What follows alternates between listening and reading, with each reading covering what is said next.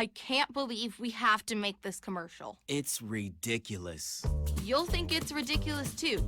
Listen to this. This commercial is about, well, it's about parents being rude at high school athletic events. Ridiculous, right? It gets worse. Studies show more than 75% of new high school officials are quitting because of bad adult behavior. So now there's a shortage of refs here in Idaho, in almost all sports. No officials means no more games. Is that what you want for us? Come on, parents. It's time to grow up. Cheer for your team. Be proud of your children. But stop being so ridiculous. And don't make us run another commercial. Because we will. This message presented by the Idaho High School Activities Association and the Idaho Athletic Administrators Association, reminding you to always practice good sportsmanship. Welcome to the Ryerson Family Backyard Games. There will be obstacles to face and challenges to overcome. Are you ready? Taking the hard path isn't always easy. It takes courage and determination to do hard things. Quitting tobacco and vaping is possible. You decide when. We'll show you how. Learn more at projectfilter.org or call 1-800-QUIT-NOW. We're Valley-wide cooperative. For 100 years, we've been your first choice for residential and commercial propane, fuels, oils, and lubricants. We service HVAC, install water heaters, propane tanks, and accessories. And yes, we'll even deliver right where you need it. Because for us, serving is more than a job, it's a way of life. We are proud to employ your neighbors and to be a cornerstone of your community. We're Valley-wide. Yesterday, today, and tomorrow. We're here for you. Former regional champ and back end training. That's commitment. Ow! Oh, tough start. This is not as easy as it used to be, folks. And she's off. Obviously pushing through some pain. Every muscle is begging her to stop. How's she doing this? I'm not even sure she knows. Look at her go. And stop. Come on. And go again. It's literally the home stretch. Whoa! She made it. Feel the elation. What fuels that kind of fire? I am Kevin, and I'm from Idaho Falls. It's important for the disabled to be vaccinated because of COVID. I chose to be vaccinated because I didn't want to be sick or in the hospital. Getting the vaccination, my experience was painless and worth it. It was a very wise choice. Look at that. The unmistakable swagger of someone fully covered with health insurance through Your Health Idaho for as low as $0 a month. If you're as speechless as I am right now, say nothing. Health yeah! Enroll by December 15th and you could qualify for quality health insurance starting at $0 a month.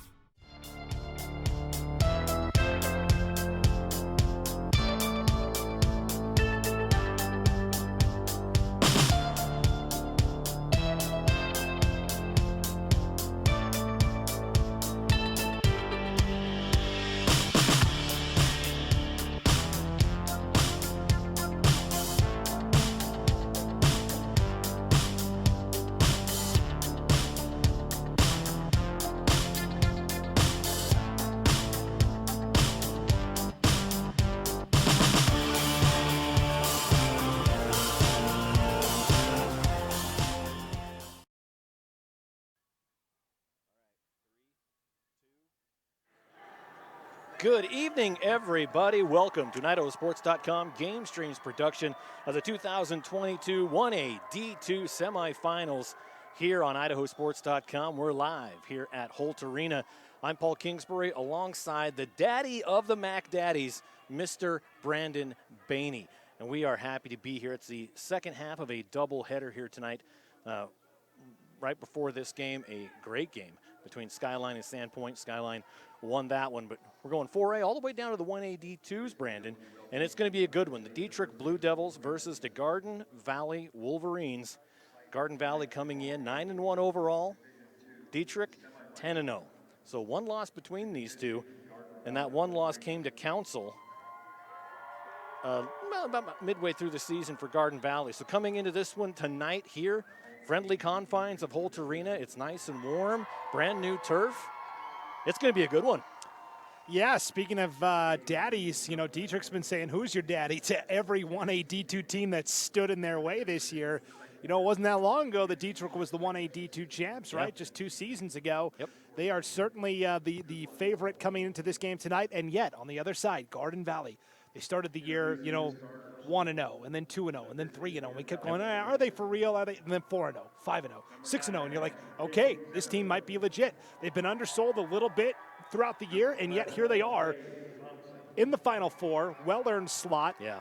Really, it's going to come down to tonight Dietrich's explosive offense with Cody Power at quarterback and Peyton Sneddon and Connor Perkins and all those guys against Garden Valley's defense. Last week, they took the Mullins St. Regis Tigers out and really made them uncomfortable. They came through with 6 takeaways on defense. They had multiple sacks. I mean, you look at the defensive line for Garden Valley, Trustin Brown and Trevor Korn have combined for 15 sacks this year. So if they can put pressure on Cody Power and keep him contained tonight, could be Garden Valley's way. If those Dietrich athletes can get out on the edge, could be a long game. So, of course, these two teams coached by 2 longtime head coaches. Jason Yearsley in his 12th season up there, and in Garden Valley, beautiful area up there. I don't know, Brandon, if you've ever been up there, but it is absolutely beautiful. If I ever get a chance to retire, there's a good chance I'm going to Garden Valley. It's fantastic. Drive through there all the time, going up to Deadwood, heading up to Lowman, to Stanley. Well, you talk about the scenery in Garden Valley. The ironic thing is that the Wolverines haven't been there much. They've been the road warriors. They had to go all the way to Craigmont to play Lewis County in the opening round. They had to go all the way to Mullen last week for the quarterfinals. Right. Hey, a little shorter trip, but still a long one for Garden Valley. Over here to Pocatello for the semis tonight. So they're the road warriors. And I think they're going to travel wherever they need to because, all roads lead to the state championship for one of these two teams. And the winner goes on to play the winner of tomorrow's game, Kendrick and Castleford. And of course, the target has been back on the back of the Tigers all year long. They've just been the assumed team to make it there. Castleford I watched them a couple weeks ago up in Clark Fork. Great team, very good team. So it's going to be interesting to see which two teams are in next week's state championship tonight. The head coaches for the Blue Devils, Rick and Brody Estelle. Brody also the AD. Good guy. Went down there, chatted with him and Coach Yearsley for a little while. These two teams know how to put on points as well. Garden Valley averaging about 54 points a game while giving up just under 12. And Dietrich, they're used to scoring about 57 points a game, giving up 11. So very, very similar in points per game and allowed points per game. So it's really going to come down to the defenses here. Like you said, if Garden Valley can stop the Cody Powers run, the passing, the Sneddon run, you've got all these guys here in the black uniforms of Dietrich that are just, potentially game winners. Yeah, and I talked about Trustin Brown and Trevor Korn and Trayson Korn on that defensive line. The linebackers are just as good with Aaron Noakes leading the way there and Jaden Hunt as well. That really the front, it's not a front 7, but the front 5 for Garden Valley, really tough to defend. And Garden Valley starts off with an onside kick that goes 6 yards. As Garden Valley in their whites with purple numbers will set this up for you going right, left. We're kicking off to Dietrich in their black uniforms, black helmets, and blue numbers. They lined up in a pretty unorthodox line. Instead of being east-west on the 40-yard line, they lined up north-south, facing each other with the kicker in the middle. Tried for the onside kick. Needs to go 10 yards. It only went 60% of the way. And they do that on every kickoff. They kind of get into what I call the circle of trust. They kind of circle up around each other, and they did it last week up in Mullen. So you saw it coming. Well, not the onside kick. They do it on every kick. Oh, on every kick. So all right. Here we go. Blue Devils on offense. And it's a quarterback keeper, Cody Power, to start things off, and why not? They've really made their bread and butter on that. Cody Power, he can pass, he can run. Kind of a do-everything quarterback. He gets 2 yards on the carry there. Trayson Korn 6 foot, 220 pounds, anchor of that D-line, made the stop. I think it's going to be hard for Dietrich to get anything between the tackles tonight offensively. They got 2 yards there, 2nd and 8. 11:26 here in the first quarter. Ball on the Garden Valley 44-yard line. Power's going to keep it himself, goes to the far side, cuts up field, gets to the, back to the 41-yard line. So a gain of about 3. And this Garden Valley defense, everything as advertised, coming in and stopping Powers twice in a row. Yeah, Jaden Hunt and Gavin Kelly comboing on the stop that time, and really it was Aaron Noakes who, even though he got blocked on the edge, kind of threw the blocker in the way that forced Power to bounce it to the outside. So great job defensively by Garden Valley. Thanks for joining us here tonight on IdahoSports.com. We have all 12 of the semifinal games being broadcast this weekend. So 3rd and 5 from the 40. Powers takes the snap, looks to throw. Nope, he's going to tuck and run. Gets to the 35, first down, up the sideline, and finally gets pushed out of bounds at the 23. So a first down and a nice run for Cody Powers, moves the chains and gets the Blue Devils deep into Wolverine territory. And that's the danger when Power gets to the outside. It's really hard to bring him down. You know, Aaron Noakes did his best to kind of just reach out for the ankle, but Power said, yeah, not today. Not today, junior. Not today. 5'9", 165 senior quarterback in Cody Power. 1st and 10. Looks like they marked at the 23. And he's hands it off this time. That was Peyton Snedden. Snedden picks up about 9 yards. So it'll be 2nd and 1 for the Blue Devils as he cut that right gap. They're on the right hash, moving left to right. 10 minutes left here in the first quarter. You look at the 3 primary ball carriers for Dietrich. Power, 13.3 yards per carry. Snedden, 10.8. Hayden Estelle, 11.7. That's some good production on the ground. Yeah, Connor Perkins, throw him in there for about 15 as well. I mean, you got a lot of arrows in that quiver back there. Power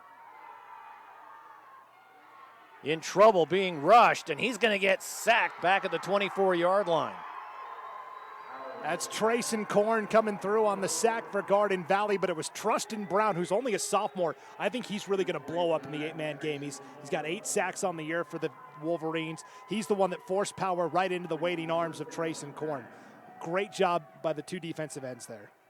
Garden Valley, just 5 seniors on their roster. A lot of youth coming up behind, a lot of sophomores, freshmen on the roster. Dietrich spreading things out. 2 on the left, 2 on the right. Power takes the snap, looks to his left, has a man, and just throws it outside of his reach.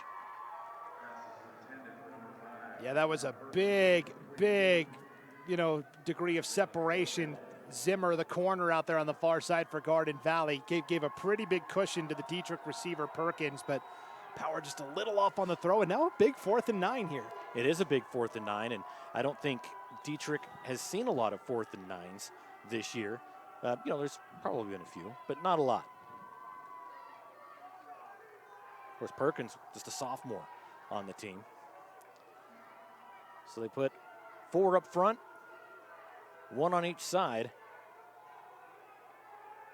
And in the backfield is Lucero with Power. They send Snedden in motion to the left. They give it to Snedden. It's complete, catch, stiff arm into the end zone. Touchdown from 23 yards out. Peyton Snedden, 23-yard touchdown reception. That thing had some smoke coming off it. That was just a little 5-yard out route, and boy, Power delivered that with a lot of velocity. Nice job by Peyton Snedden to hang on for the 6. 8:56 left in the first quarter. The Blue Devils get on the board first, 6-0, and in true 8-man fashion, they'll be going for 2. Although, like you said, Garden Valley has this freshman phenom kicker that I would love to see as he comes out. It's number 23, Peyton Williamson. And Dietrich, of course, would love to not see him at all, which means the defense pitched a shutout. True. So lining up, 2-point conversion, 5 up front, 2 on the corners. Power has to tuck and run, and he runs it in for the 2-point conversion. It's good, 8-0 Dietrich up on Garden Valley. 8:56 left in the first. Let's give us a chance to thank some of our local sponsors. Yeah, tonight's game on IdahoSports.com brought to you in part by Bazzuto's Furniture. Bazzuto's Furniture and Appliance is a locally owned appliance, furniture, and mattress shop, proudly serving the Magic and Wood River Valleys since 1961. Paul, you were 21 back in 61, right? 20. Yeah. They made a commitment years ago to have the most knowledgeable professionals assist you with your purchase, and their team is friendly and willing to take the time to discuss the details of what you need for your home. They will work with you to find a product that fits your needs, budget, and lifestyle. Bazzuto's Furniture in Shoshone is proud to support the Dietrich Blue Devils. Tonight's game also brought to you by Donley Farms, a proud supporter of Dietrich Athletics. They want to wish the Dietrich boys good luck at state. Absolutely. Again, 8:56 left in the first. Blue Devils, strike first. Because you can't say just Devils because you've got Murtaugh, who's the Red Devils. You don't want to confuse people out there. Right. Yeah. You know, Murtaugh lost a tough battle with Lighthouse Christian in their playoff opener 2 weeks ago. Yeah. It was on a Thursday night. It was the game that kicked off what's been a pretty incredible postseason across the state of Idaho so far.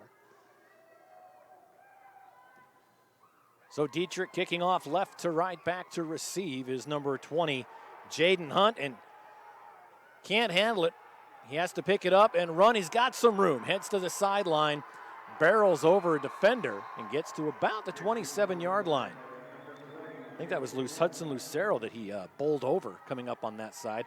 What could have been disastrous was able to pick up about 23 yards. I think Jaden Hunt planned that the whole time. I'm going to muff it at the 5, get them scrambling, and then boom, I'm going to take, no. I like it.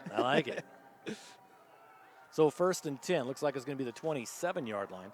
Garden Valley moving right to left.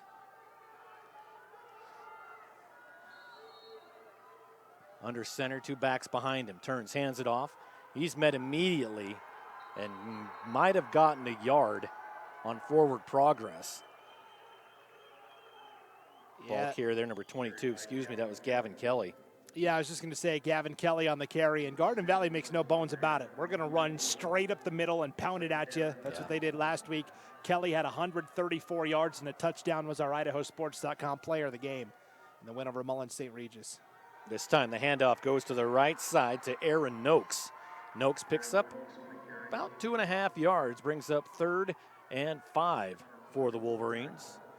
Clock running as we near the 8-minute mark. This is going to be a quick game, Brandon. Between these two teams keeping it on the ground, unless there's a lot of scoring. When it's 54-52, it could probably take a little while. There's a handoff met immediately, maybe lost a yard and a half. Yeah, and that's back-to-back plays by Dason Pisano, the nose tackle, 5'11", 215. And so we talked about how Dietrich probably isn't going to have much success running up the middle tonight. Doesn't look like Garden Valley's going to have much luck either. Yep. Well, that's when you have to open up the playbook a little bit, right? Tacoma Kelly, the quarterback, airs it out for the first time tonight, throws, and the pass was caught by Elijah Marchand. And I am going to take that back as I get my binoculars out. That was Zade Thompson, Brandon. Yeah, Zade Thompson. And you talked about changing up the playbook, and I said Tacoma Kelly's the perfect guy to do that because he can beat you so many different ways. Nice connection there for the gain of 12. Kelly's got 740 passing yards on the season. It's a handoff this time. Stays on his feet. Keeps rumbling down the field. Near midfield. And that was Noakes. That brings up 2nd and 6. 6:50 on the clock, first quarter. So last week, Garden Valley went up to the mud pit in Mullen, and Noakes started the first half on offense, and then the second half they said, you know what, you're so important on defense, we're just going to have you focus on that side of the ball, and he did a phenomenal job. And number 72 for Garden Valley, Easterday. A little bit too excited on that one. Jumps off sides. That'll push him back 5 yards, so it'll be 2nd and 11. And that's a big dude out there, Easterday. 6'2", 325 pounds. Only a junior. Like you said, this is a young Garden Valley team. Whereas a lot of the other, Castleford, Kendrick, Dietrich, more senior laden. Yeah. So. And not a lot of guys on the sideline. I'm looking, 4, 5, 8, 9 guys on the sideline is all. Boy, and that play goes absolutely nowhere as it went to Caden Zimmer, and another loss of yards brings up 3rd and 14.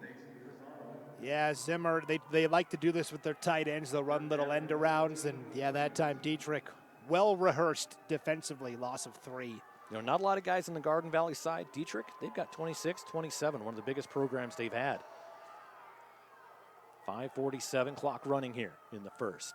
Kelly hands it off, gives it to Larson. Larson cuts around the right side. They're not going to get him. 25, touchdown. Closest man was Hayden Estelle, and if he had 3 more yards, he might have caught him. But in for the touchdown is Garden Valley. He almost made you look real dumb because you said nobody's going to catch him, yeah, but and then Estelle was really closing the gap there. It's audio only, so no one knows unless you say it. Kelly, back to pass being rushed, goes end zone, has a man, double coverage, no good. Knocked down by Cody Power. So the score, 5:33 left in the first, 8-6 on the missed opportunity for the 2-point conversion. There's about a 68-yard touchdown run from Tim Larson there. He's just a sophomore. There's so many different ball carriers for Garden Valley. If you look at their season statistics, they've had like 10 or 11 guys run the ball, all, semi-regularly as well. So that's a nice run there by Larson to bring Garden Valley within 8-6. Tonight's game brought to you in part by Extreme Excavation in Shoshone. They offer all kinds of services for public works and private construction needs, from demolition and grading to underground utilities and complex septic systems. Extreme Excavation has a trusted reputation for meeting and completing tough and unique projects. They offer free estimates within a 100-mile radius. Get yours by calling 208-544-ROCK or go to extremeexcavationsinc.com. You know what the difference is between Extreme Excavation and Brandon Bainey? They have a trusted reputation. You know what we have in common? We both rock. So what do you think about that? Wow. We could keep going all day with that ad. We could. We could. Big thanks to Extreme Excavation, though, and all of our great sponsors. Yeah, definitely. See, and now they're doing, even on the regular kickoffs, they do the Circle of Trust. Yeah, they are lined up 4 on one side, 3 on the other, and they, like a gauntlet, they cheer him on the way by. So there's the kick. And Sneddon lets it go by into the end zone for the touchback. So Dietrich will start things off at the 20. And Garden Valley has a little kid coming out and getting the tee. Kind of like BSU has a trained dog. They just have a trained 5th grader. Idaho State used to have that too, the T-Dog, but they don't have that anymore. Yeah.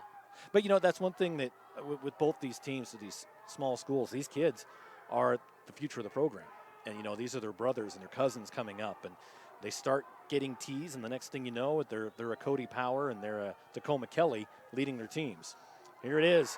First play from scrimmage. And it's a quarterback keeper, Power. He's going to take it 80 yards for the touchdown as he took that left gap untouched. So a quick 6 points. One play after Garden Valley scores theirs. It's 14-6, 5:22 on the clock. And there's a lot of good athletes out on the field tonight. Cody Power might be the fastest in terms of pure sprint speed. We saw that where he just 80 yards. He made it look easy. I mean, Tacoma Kelly was the closest defender, and he was still 15 yards away. Yeah, it was 0 to 60 instantly. So lining up, 2-point conversion. He's in the shotgun.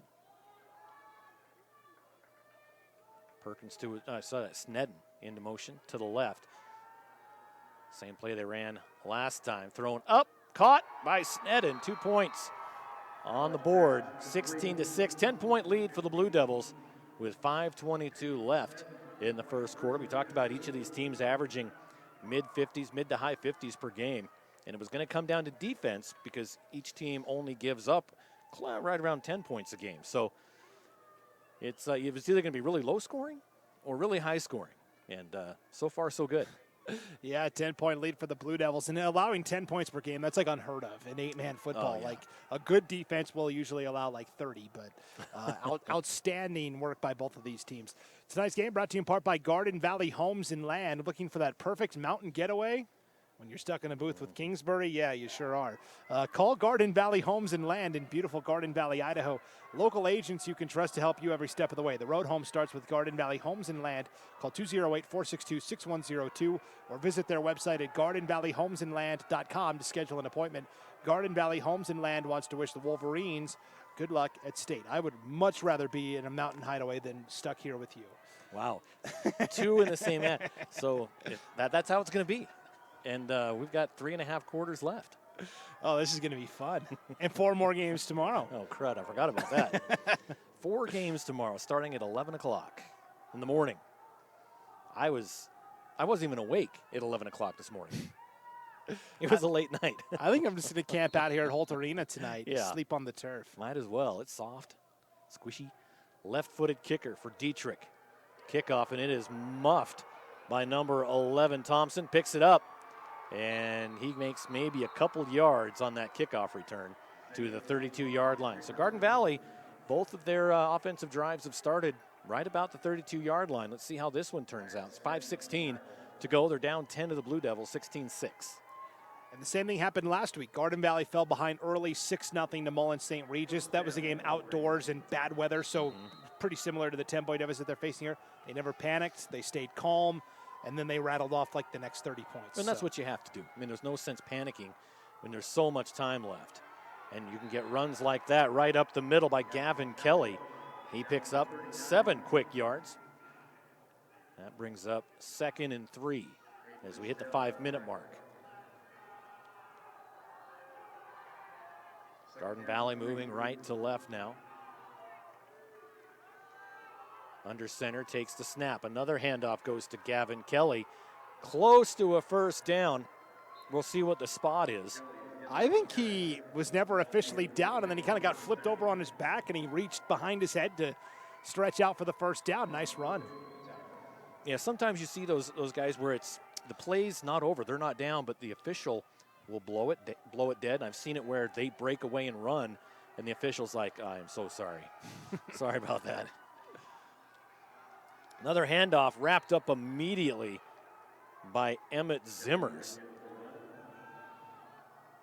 So a gain of 2 because Zimmers spun him around on the tackle. So do you give Zimmers those 2 yards? No. No. Life's just not fair. Like me working with you. Under center turns, pitches it out to Kelly up the sideline. No, excuse me, that is Aaron Noakes. That was a great job defensively that time from Dietrich's Case Robertson. And you want to talk about sack masters? Yeah. I mean, Case Robertson's right up there as well for Dietrich this year.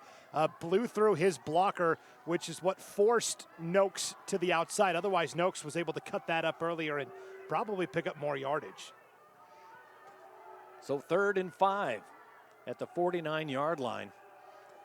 Slowly moving the ball up the field. And the ball comes loose. And he got it back. He tried. There was no gain on the play. When he hit that first line, the ball came loose. And I saw it just bouncing around like a beach ball at a Nickelback concert. And he finally brings it back and recovers a fumble that never actually hit the turf. And I believe that was Gavin Kelly on the carry. And, 4th and 5 for Garden Valley. Of course, they're going to line up and go for it. But again, up the middle, it's been tough going tonight. 4th and 5. Kelly, he's going to keep it himself. Bootlegs around. And instead of running, he tried to stop. And that was the wrong thing to do. He had 2 choices, and he chose poorly. And Power takes him down. Turnover on downs. 1st and 10 from the Garden Valley 47-yard line. Yeah, it's interesting because it was a bootleg right with Tacoma Kelly where, You know, if he takes off and runs and continues to run, does he get the first down? Maybe. Probably a 50-50 play. There were two defenders and one guy. But by stopping and trying to pass, he totally gave himself up, and he was beyond the line of scrimmage anyway, so even if he had completed it, wouldn't have counted. So 3:16 to go here in the first. Blue Devils back on offense. In the shotgun is Power. Has two receivers to his left and right. Little screen pass to his left. Breaks free. One man to beat. He strips free from the defender. Up the left sideline. Into the end zone. He backpedals in for the touchdown from 47 yards out. Peyton Sneddon with the touchdown. Yeah, and Max Yearsley spun him around. That's why he had to moonwalk into the end zone. And again, it was nothing but a simple screen. I mean, Dietrich's got such explosive athletes that anytime one of these guys touches the ball, they've got the potential to make the house call. No, you're absolutely right. We do have Lauren Jensen on production here tonight. I caught some feedback in the mic there for a second, so I was trying to figure it out. It was that horrible Michael Jackson impression that. Obviously, I thought it was just squealing. You knew who it was, so it wasn't that horrible, huh? Well, because I said moonwalk. I again set it up. 2-point conversion underway. Power with the option. Flips it out. In for two. To Estelle. Hayden Estelle, the senior. 3:03 on the clock, first quarter. And the Wolverines are in a bit of a hole. And really, they can't afford to fall behind by anymore. So you're going to have to try, and now you have to be perfect on offense to match Dietrich. I mean, 24 points and still in the first quarter. But at the same time, you gotta come up with. They had 6 takeaways last week against Mullen St. Regis. You're going to need a couple of those to try and get back into this thing for sure. Tonight's game is brought to you in part by Shaw Land and Livestock. They've been family-owned and operated since 1971. Owner Hubert Shaw and the rest of the gang at Shaw L&L and Mercantile proudly supports Dietrich High School athletics. They'd like to wish the Dietrich boys good luck tonight. Tonight's game also brought to you in part by Severance Sand and Gravel. They can take care of all your concrete, gravel, topsoil, and sand needs. Severance Sand and Gravel are big Garden Valley fans, and they're excited to cheer on the Wolverines in tonight's game. Wolverines. Here we go. Dietrich set the kick from their own 40, going left to right.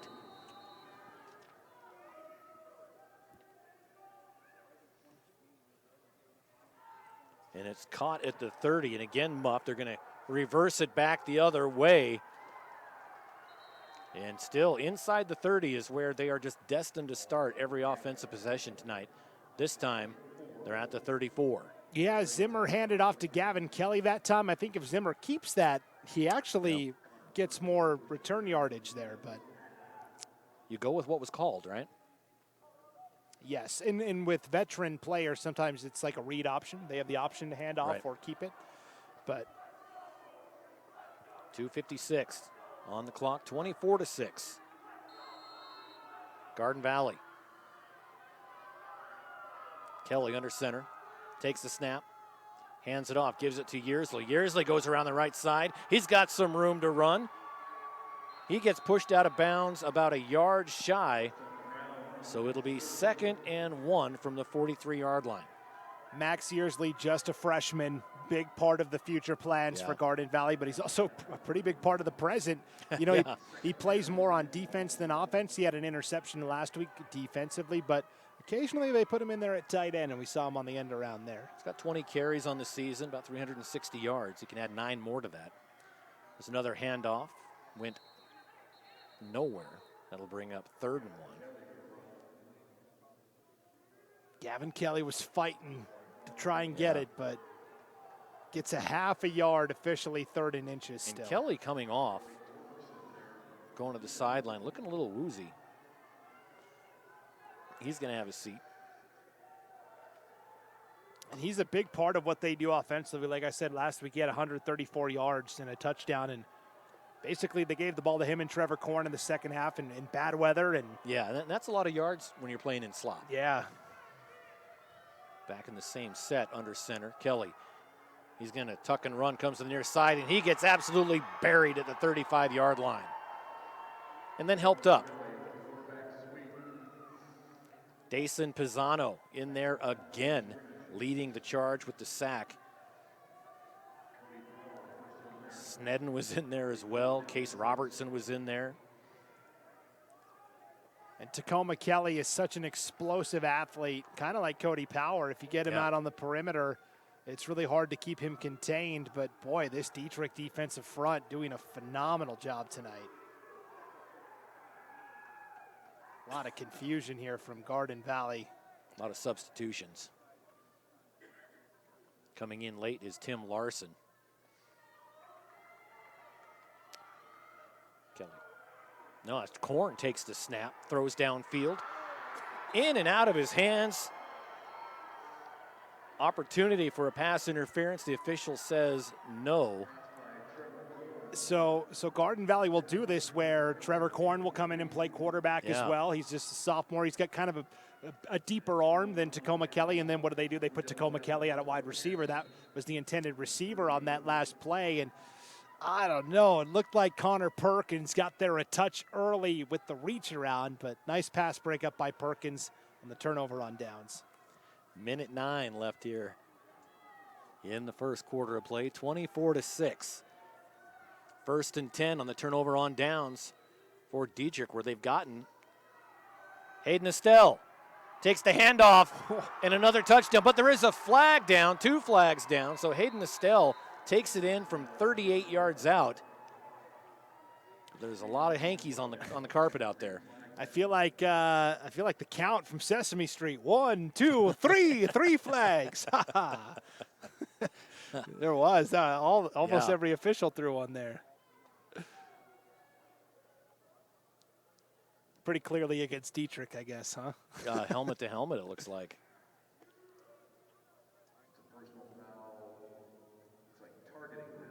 Targeting. So he miscalled it. I saw the white hat when he called targeting, and then he kind of shook his head and went, no, wait. And then it was, yeah. Now he's looking at the coaches going, my bad. Now these officials out here are great. Got Tom Bates, Randy Baker, Shane Neal, Tyler Stenerson, Ed Welsh. I asked if we could call him Cousin Eddie, and they said, well, it is close to Christmas, so we'll do that.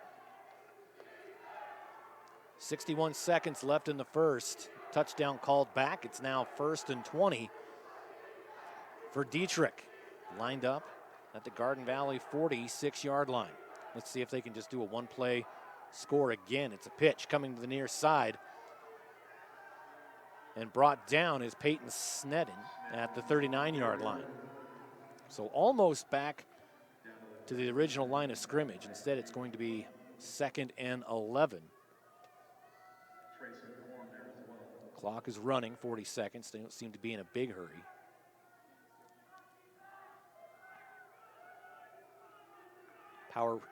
Dietrich is one of those teams where the quarterback comes to the sideline for the play every time. So Power comes back, gives instructions. We got 23 seconds left on the clock. Play clock has to be winding down, and it is. Under center is Power. Gives it to Snedden again. Snedden takes the left gap, picks up about 6 yards, makes it 3rd and 5. As time expires in the first, 1 down, 3 to go here in this semi-final matchup between Dietrich and Garden Valley. 24-6, Blue Devils lead. We'll be back right after this. We're a valley-wide country store. For 100 years, we've been your #1 choice for food, fuel, farm supplies, and just about everything else you could need to get you through your day.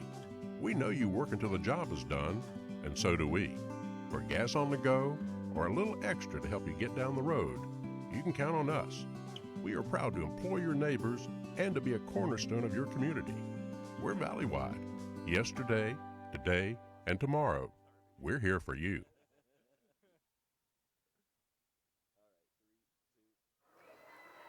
And welcome back to Holt Arena. As we start the second quarter, switch ends of the field. Dietrich moving right to left now at the Garden Valley 34-yard line. They've been pouring on the offense, and it hasn't taken them very many plays. Time of possession is not very much for them.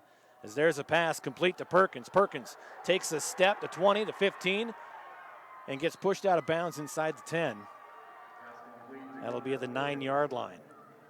Connor Perkins nearly dropped that ball, bobbled it for a moment, hung on and caught it, and then he and Max Yearsley, the defender for Garden Valley, kind of stared at each other like it was a showdown in the Old West. You know, who's going to twitch first? And, yeah, Perkins won the matchup there. Nice. So 1st and goal from the 9 for Dietrich. Starting things off here, second quarter. Under center. His power turns, hands it off, gives it to Lucero. And Hudson is dropped, gets about 2 yards, makes 2nd and goal from the 7-yard line.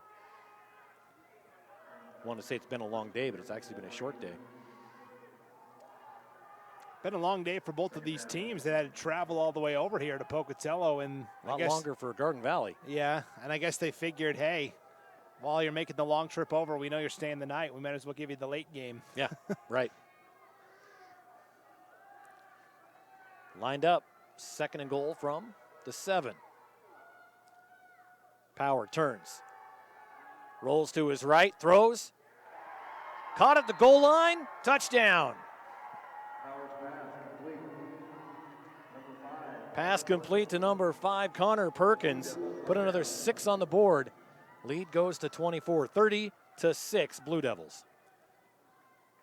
I will say these Dietrich uniforms pretty sharp, right? The black on the light blue, but man, those numbers are tough to read. They're kind of in a slanted font. And they're together with that white trim. Yeah, tough to read.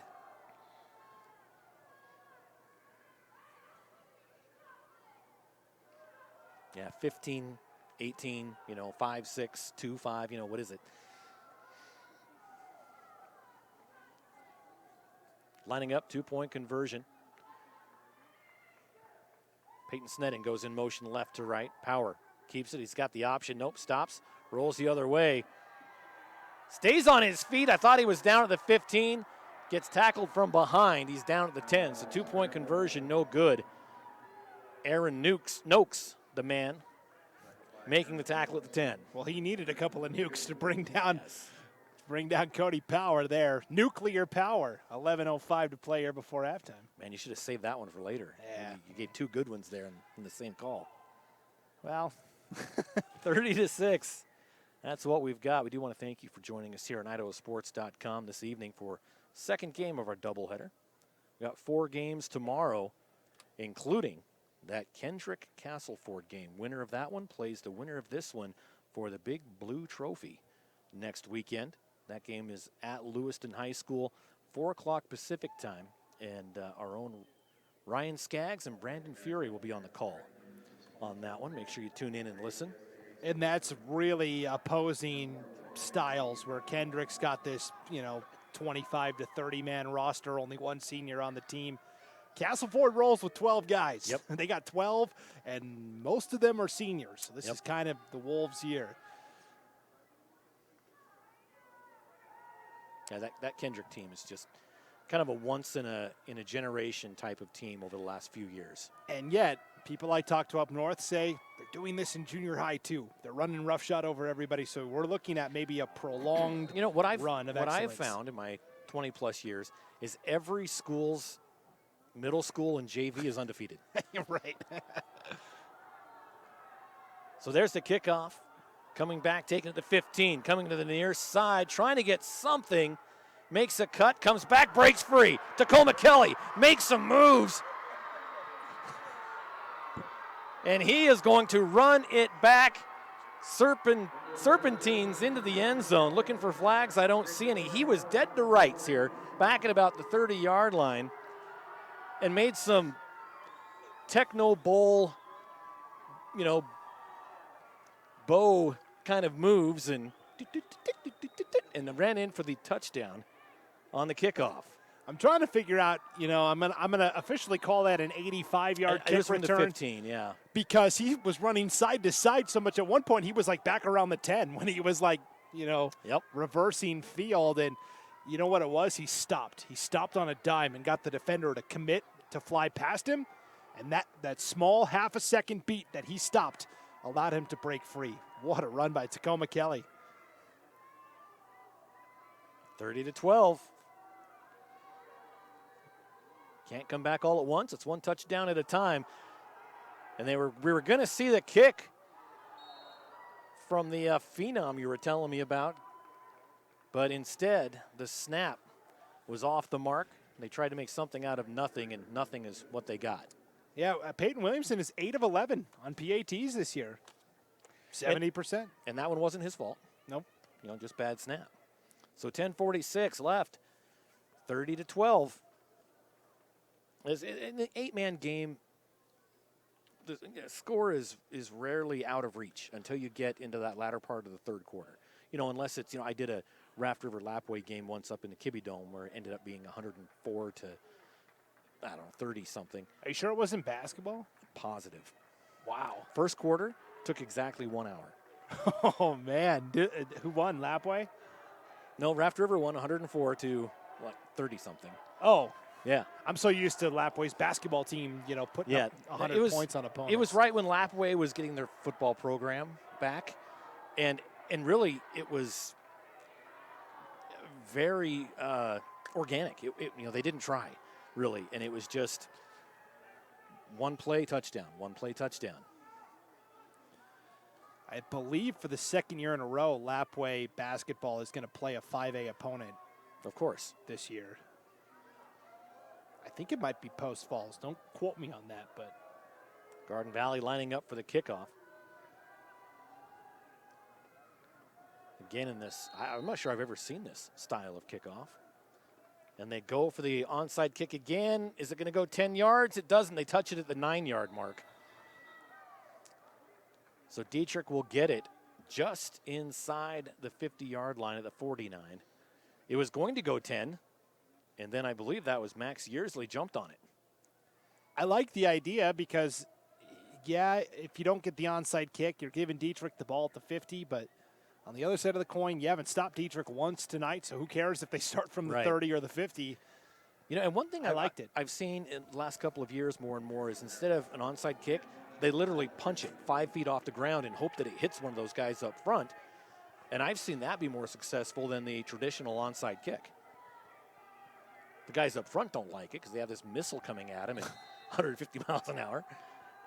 So Dietrich from the Garden Valley 49, under center, power, turns. Pitches it out to Estelle. Hayden up the sideline and then cuts back to the middle. Coming behind and tackled by Trustin Brown. I thought he was on his way, but Brown is so fast, and he went for that tackle, and he might have gotten the brunt as a teammate also came in, and I think they might have collided on that tackle. Yeah, it was Trustin Brown and Max Yearsley, and Yearsley is the one that's going to leave the field with the injury, although Brown pretty shaken up afterwards as well, and I'm with you. I thought Hayden Estelle was gone. Nice job by Trustin Brown to not give up on the play, but you could tell he's really hurting out there. So Dietrich going right to left at the Garden Valley 29-yard line.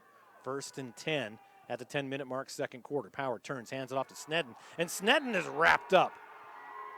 No gain. That's Noakes the Nuke. Is that Noakes? Yeah, in on the tackle, Aaron Noakes. There was a fad that went through football a few years ago where the players were tucking their jerseys up under their pads. Hated it. I'm so glad it's not around anymore. But Noakes, because of the play, he had his jersey tucked up under there and couldn't quite read the number from 2 miles away like we are here in the press box. And all those bad memories came flooding back for you, Paul. Yes. But I'm making new bad memories tonight with you. 9:20 to go, second quarter. Power in the shotgun. Turns to his left, airs it out. His receiver actually tripped and was able to get out in front, caught it. Connor Perkins inside the 10-yard line, guarded by Gavin Kelly. And the respect as Kelly comes back and gives him a little hand slap saying, hey, nice catch. And that was Connor Perkins who made that grab, right? Yep. Because the last pass that went his way, he almost dropped. So to make that catch, And let's be honest, Gavin Kelly had his hands all over Perkins as well. Yes. A lot of contact there, but what a grab by Perkins. Gain of 22. So 1st and goal from the 7 on the left hash. Power in the shotgun. Got Lucero with him. It's going to be a quarterback keeper. Into the end zone he goes from 7 yards out. Cody Power puts another 6 on the board for the Blue Devils. 36-12, 8:41 to go in the first half. And Power is just so explosive. And he's got that front line up front that can just open the path for him. And he just has to hesitate for that quarter of a second, wait for his blockers to do the job, and right up the middle he goes. Yeah, you know, we talk about those skill guys a lot, but really the offensive line up front is kind of unsung. Yeah. 2-point conversion underway. Power, he's just going to do it again. Cuts to the left side, back in the middle, and in for the 2-point conversion. 38-12. 8:41 to go. And the Blue Devils appearing to score almost at will here in the first half. Garden Valley needs to come up with a defensive solution and come up with it pretty fast. Yeah, and so that Dietrich offensive line that we were talking about, the line that they've used most of the year, it's one senior, one junior, one sophomore. Dason Pisano, Emmett Zimmers, typically at center, and then Brody Torgerson at guard. Yeah. So you think about 2 of those 3 guys coming back again next year, you know, you'll have to replace pretty much all the skill guys, but that's a good foundation to have up front with that offensive line. It really is. You know, and if you can have that foundation, like we talked about, you got those kids coming through the program, coming up behind them, and you have a foundation, you've got guys that can just fill those shoes and fill those positions immediately after graduation. And I really do think that having a game in Holt Arena under their belt already, Dietrich got to play here last week against Rockland in the quarterfinals, is really helping them out, whereas Garden Valley has had to play outside all year. This is the first time they've been inside, and it is a little different if you haven't done it. In Garden Valley, it's been a while since they've been here as a team as well, and just in years past. It is a little different coming in to play inside the dome, and the field looks bigger, even though it's the same size. And Dietrich's a little more confident with their movements out there offensively. You almost have to do what they did in Hoosiers, where they measure the basket and say, hey, it's 10 feet, right? Right. So Alvarado set the kick for the Blue Devils, and they do an onside kick, and it goes up front right to the Korn, and Korn tries to make a return, and Garden Valley will start things off at about the Dietrich 38-yard line. And that at least went the 10 yards it needed to, but Trevor Korn, a good return there for Garden Valley. Back to your point about taking the tape measure out and saying, oh, yeah, the field's the same size. The one thing people forget about is in Holt Arena, the field goal posts are a little narrower because this is a college venue. Right. It's something that doesn't get talked about a lot during the playoffs, and maybe we'll get to if Peyton Williamson, the freshman kicker for Garden Valley, gets to have an attempt here. I believe a timeout was called. Yeah, there was a substitution problem. The coaching staff wanted Emmett Zimmers in there on that D-line, and he wasn't. And so they got to earn a timeout here with 8:37 to play before halftime. So Dietrich had to play in that opening round. They beat Horseshoe Bend 54-20. And then you mentioned they played Rockland, won that one 64-16 to get here tonight. Garden Valley beat Lewis County up in Craigmont, like you said. They won 47-8. And then way up north, up in Mullen, that Mullen St. Regis team, a combined team with a Montana team, where they won 36-6. And you were a broadcast team with your lovely wife. No, so it wasn't my wife. Oh, it wasn't? You didn't tell me that. I strong-armed my brother into coming over with me. He lives in Missoula, and so he came over with me. You really didn't trust your wife to run camera that much? I wanted her to have a nice, relaxing night where she didn't have to work. Interesting story about that Mullen St. Regis thing I'll tell you after this next play. Looking forward to it. He said that very tongue-in-cheek. Oh, boy, can't wait. 8:37 left first half.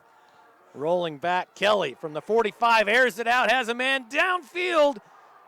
Guarded well by Connor Perkins. Pass intended for Max Yearsley. Incomplete, but they were going for the gusto there on 1st and 10. So Mullen St. Regis, a co-op and 8-man football. 1 day a week, Mullen travels to St. Regis, and then the other 4 days, St. Regis comes over to Mullen. And so Friday night, St. Regis came over for the practice. Then the interstate got closed for like 7 hours. Ooh. Tons of slide outs from semi-trucks and bad weather. And so they had to spend the night in Mullen. Wow. With the Mullen, their Mullen teammates and parents. They were scrambling to I'll bet they were. find enough places for these St. Regis kids to sleep. Kind of a cool deal.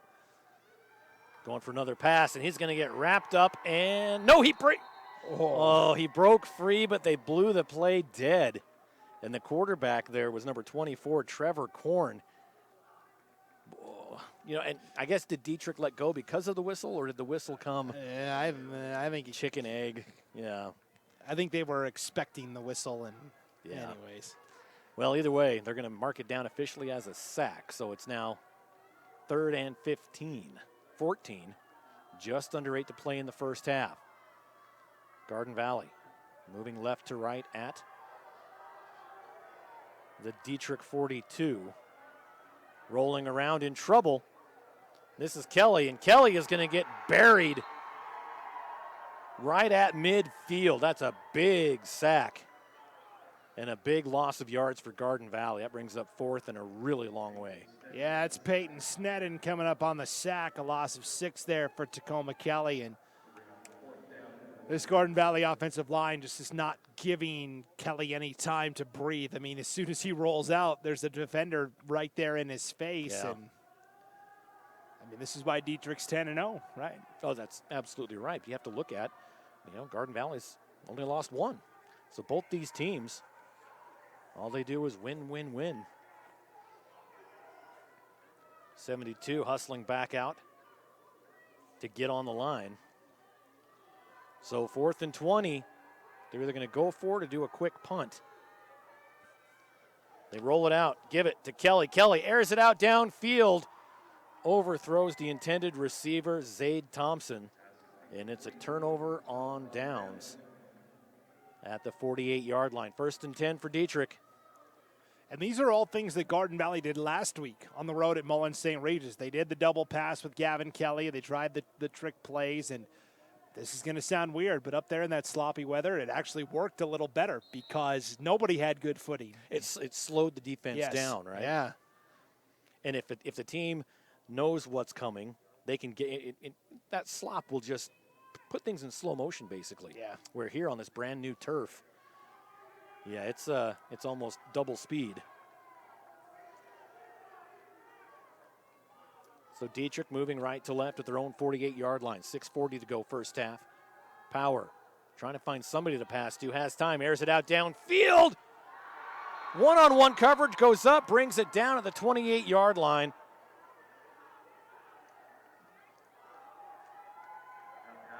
And I'm looking to see, because he was... So Sneddon caught that and kind of got tangled up. Is that Kelly? Yeah, Gavin Kelly's the guy who actually had the ball on the ground. It looked like maybe a simultaneous possession, or maybe Kelly just ripped it away at the very end of the play. But well, then Sneddon, it looked like he was like one-handing, holding him down at the end, and I was hoping nothing else happened there. But all right, here we go. It's 1st and 10 no matter what from the 28-yard line. Dietrich going right to left in Garden Valley territory. Power in the shotgun. In motion goes Perkins. And Sneddon gets the football, runs a couple of stiff arms, and gets inside the 20. Nice tackle put on by Aaron Noakes. Brings up 2nd and 3. This Dietrich offense is just a well-oiled machine. I mean, Estelle, Lucero, Sneddon, Power all run the ball in different ways, too. It's not just, okay, we've got speed, we're going to go to the outside. They all bring different skill sets to the position, and I don't know how you stop it. It's pretty impressive. So 2nd, and they actually pulled it up to right at the 20. So 2nd and 2. Power in the shotgun. Looking to pass, throws, and overthrows Connor Perkins this time. Yeah, Jaden Hunt bringing the heat that time on the pass rush. Power was basically 2/3 of the way down when he threw that ball, so you could understand why it was a little off target. Well, better, high and outside than low and inside and get intercepted if you're a Dietrich fan.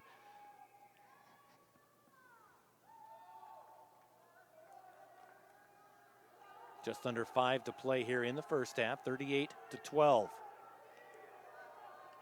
Be an interesting scoring summary at halftime, so make sure you stick around for that. 3rd and 2, Power. He's going to take it himself, comes to the left side, gets the first down and more inside the 10. And they're going to mark him down at the 10. I think he went actually to the 9. But they didn't ask for my opinion, so it's going to be 1st and 10 from the 10. 15, excuse me.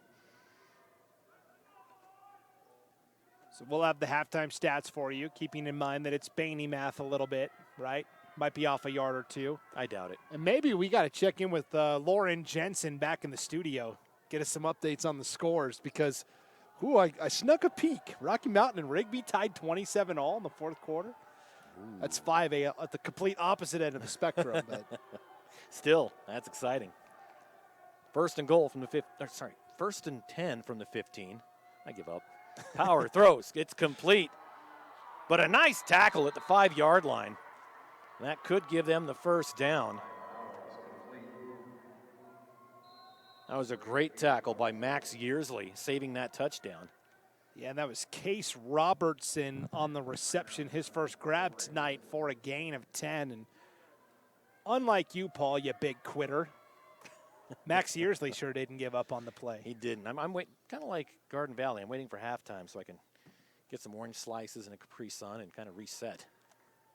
And for Garden Valley, they're on the short end of it here with 4:12 to play before halftime, down 38-12. And this is an opportunity for Coach Yearsley to talk to his team. And he did this last week up in Mullen. Spent a time out and basically, got the whole team together and said, hey, everyone take a deep breath. We're all right. We got this. And Garden Valley has been so impressive this year, getting to the semifinals with such a young team. Last year they got to the playoffs but fizzled out in the first round against Rockland, and I think that really motivated them through the entire offseason. Yeah, we talk about how young Garden Valley is. On the Dietrich side, Cody Power, a senior. Hayden Estelle, a senior. Pisano, a senior. Dilworth, a senior. Peyton Snetting, a senior. But they do have some of that youth coming up as well. But they are going to lose a lot to graduation this year. So 1st and goal from the 4:12 on the clock. Under center is Power. Turns, hands it off, right up the middle. He's going to get stopped. The ball carrier, Lucero. Another senior. I'll tell you, we got a teenager sitting a couple rows in front of us here. I think there's some of the ISU. Oh, man, he was guys. Oh, okay, so maybe a teenager, maybe in his 20s. He was fired up on that last hit. Maybe he's 19. Yeah, holy smokes. Yeah, when we do playoff games here, a lot of times the ISU students, sometimes part of the basketball or football teams will come and just enjoy some good football here in their home stadium. Why not? I thought that was a dig you were making, enjoying some good football. No. It was a good one, though. It was a good one. If I would have thought of it, I would have done more. But no, that's not what I meant. But now that you mention it, you both looked at me, and I'm like, crud, what did I say? We know, as residents of Pocatello, we've seen it. It's not been pretty this year, or last year, or maybe the year before that. It's been a little while. I hate getting that look from my broadcast partners of, oh, no, what'd I say? All right, here we go. 2nd and goal from the 2-yard line. Power turns, looking to pass. Everybody's on the right side of the end zone, though. Coming back the other way, and no good. More great defense by Max Yearsley. And there was actually good defense by Case Robertson as well, because the way Power threw that, Yearsley was the guy that was set up to make the grab, and Robertson came back and reached around and broke it up. So that was a good good job by Robertson turning offense into defense, which it's 8-man football. You play both ways. And so, of course, Robertson is going to – but on defense, he's a defensive end. He's not a DB. So he's not necessarily used to those DB-type skills. Rigby up 34-27 now. Another timeout spent here by the Blue Devils from Dietrich. And it feels like the energy has been lost a little bit here with 3:53 to play before halftime. Dietrich's kind of gotten the big lead.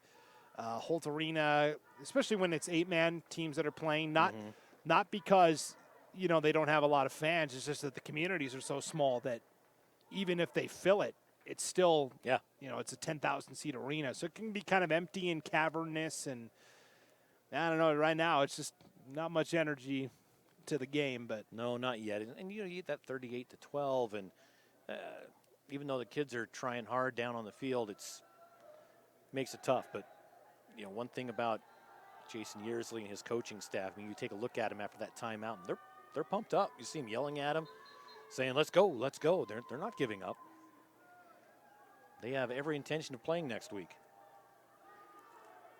So 3rd and goal. Defense playing well here. 3:53 left, second quarter. 2 receivers to the left for Power. Lucero in the backfield on his left pocket. Power takes the snap, rolls to his left, being chased down, flips it into the end zone, and it was intended for Connor Perkins, but it was tipped by Case Robertson first. It was Peyton Sneddon there who tipped it up in the air. Was it Sneddon? Yeah, it was Sneddon, and then Perkins still almost came down with it, but it falls incomplete, and now 4th and goal from the 2. This is pretty interesting stuff. They had Sneddon on the near side, and Perkins in the back, and it was that little shuttle pass, and he's like, don't touch it. Tipped it up. So now we're at 4th and goal from the 2.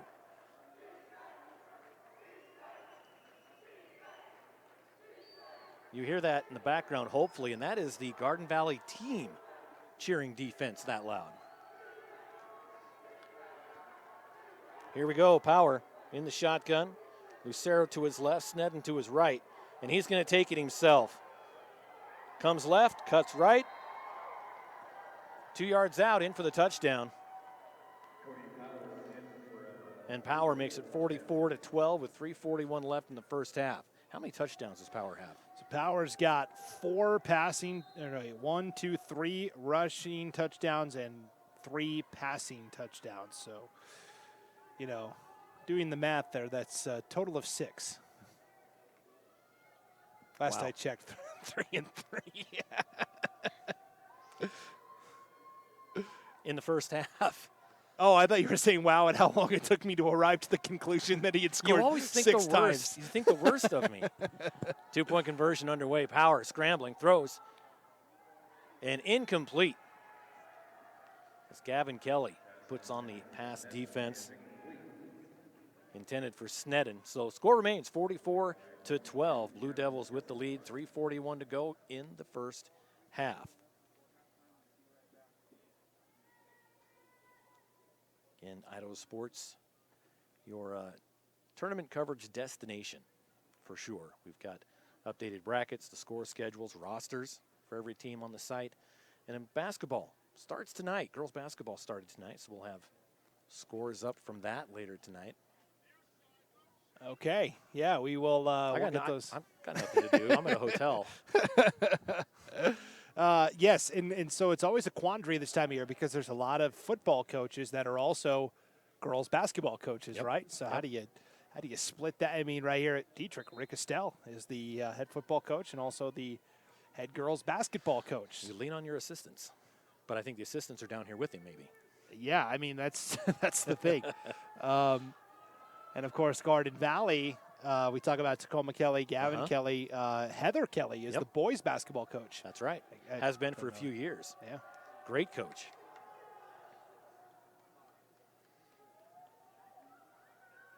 Dietrich set to kick off. 3:41 to go.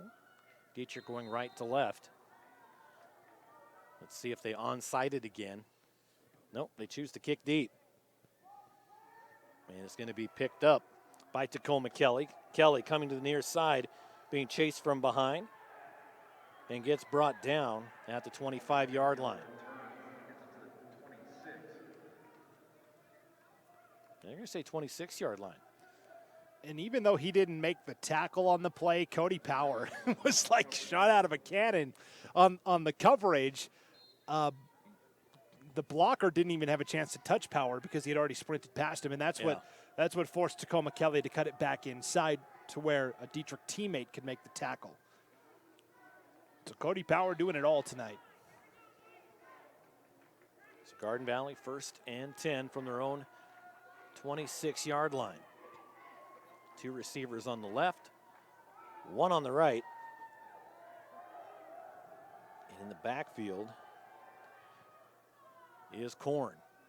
Quick pass to Welsh, I think.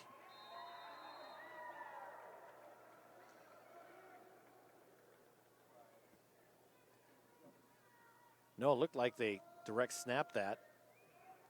So that was Tacoma Kelly on the reception, and on the pass was Gavin Kelly.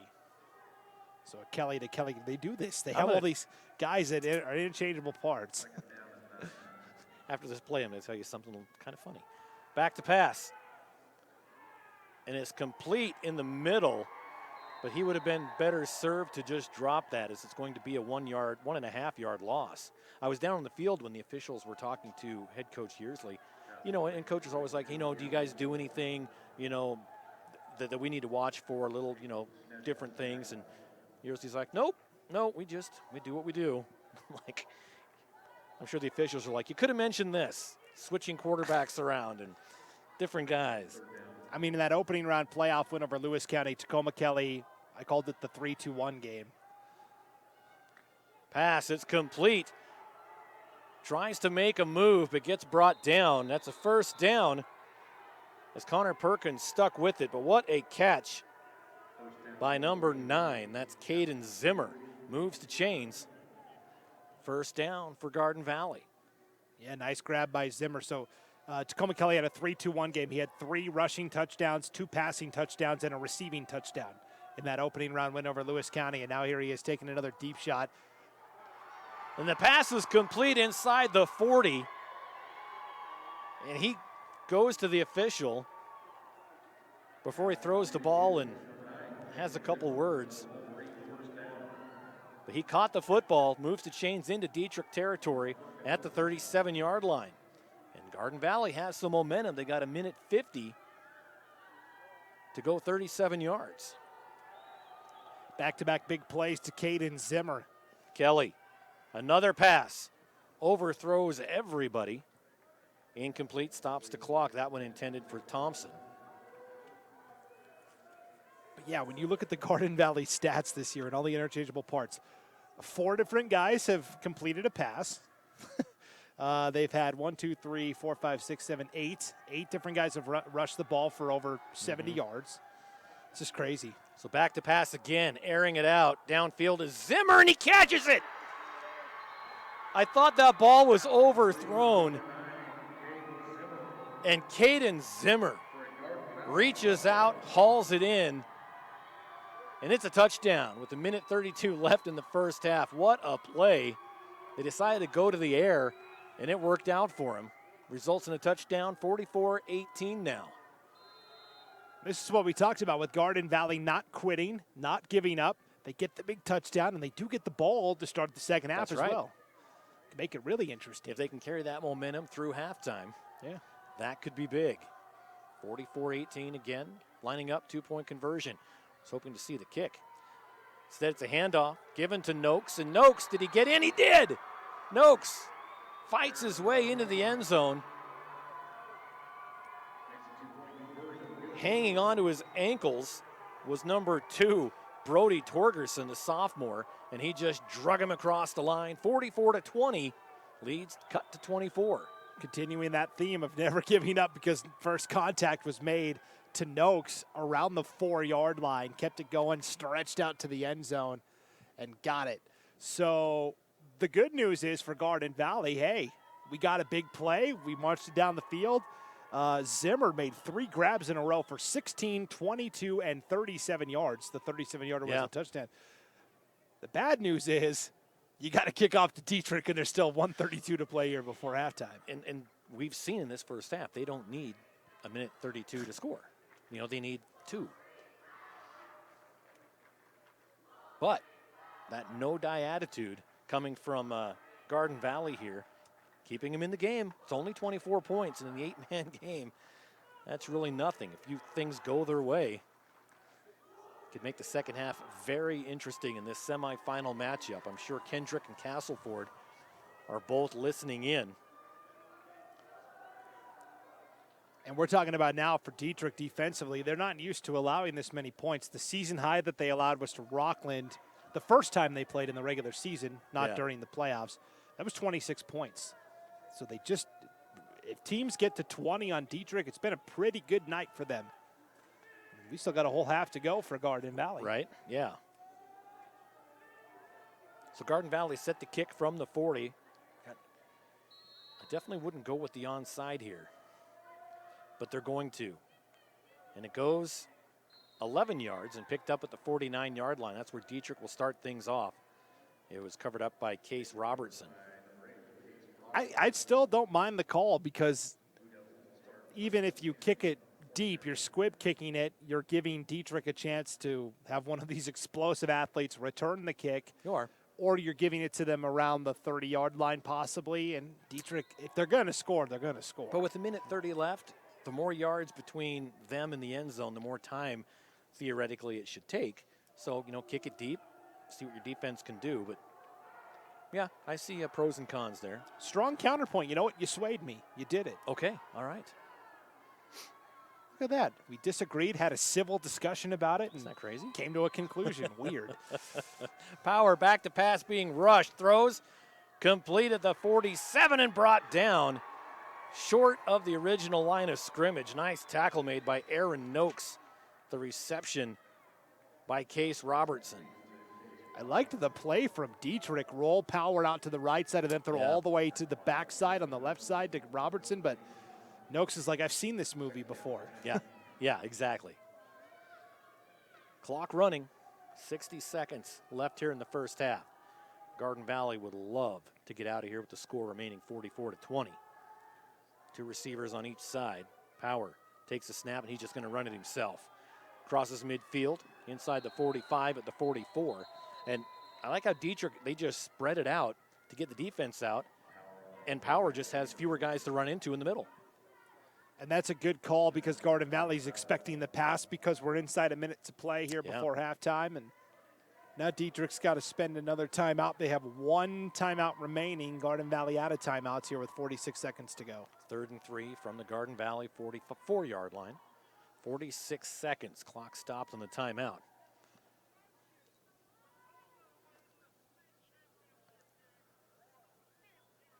And Rigby wins it. As we can hear it in the background. Somebody was really hooting and hollering there. It was probably Lucas. Yeah, it was. Yeah. Got Lucas Gebhardt and Ryan Luke on the call there. It's not over, but Rigby just got a first down. Rocky doesn't have any more timeouts left, and there's a minute left. Okay.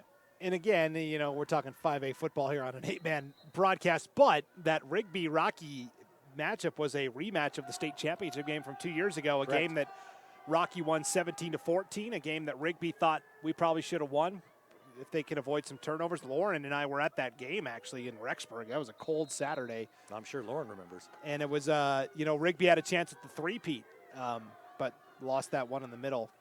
Here we go, 3rd and 3. Power airs it out. Has a man caught at the 38. And I think that's Robertson again. And it was. On the sideline, first down, 1st and 10 from the 32. Clock running, 35 seconds. In the shotgun is Power by himself, takes the snap, throws to the near side. Caught is Perkins. 10-5. They're not going to get him. Touchdown. 32 yards out. Connor Perkins. Little out route to Connor Perkins, caught around the 20-yard line, and then it's like he pushed pause. Hit the pause button, he stopped, everybody else kept moving, and then he cut back to the inside. And 32-yard touchdown, Connor Perkins. Wow.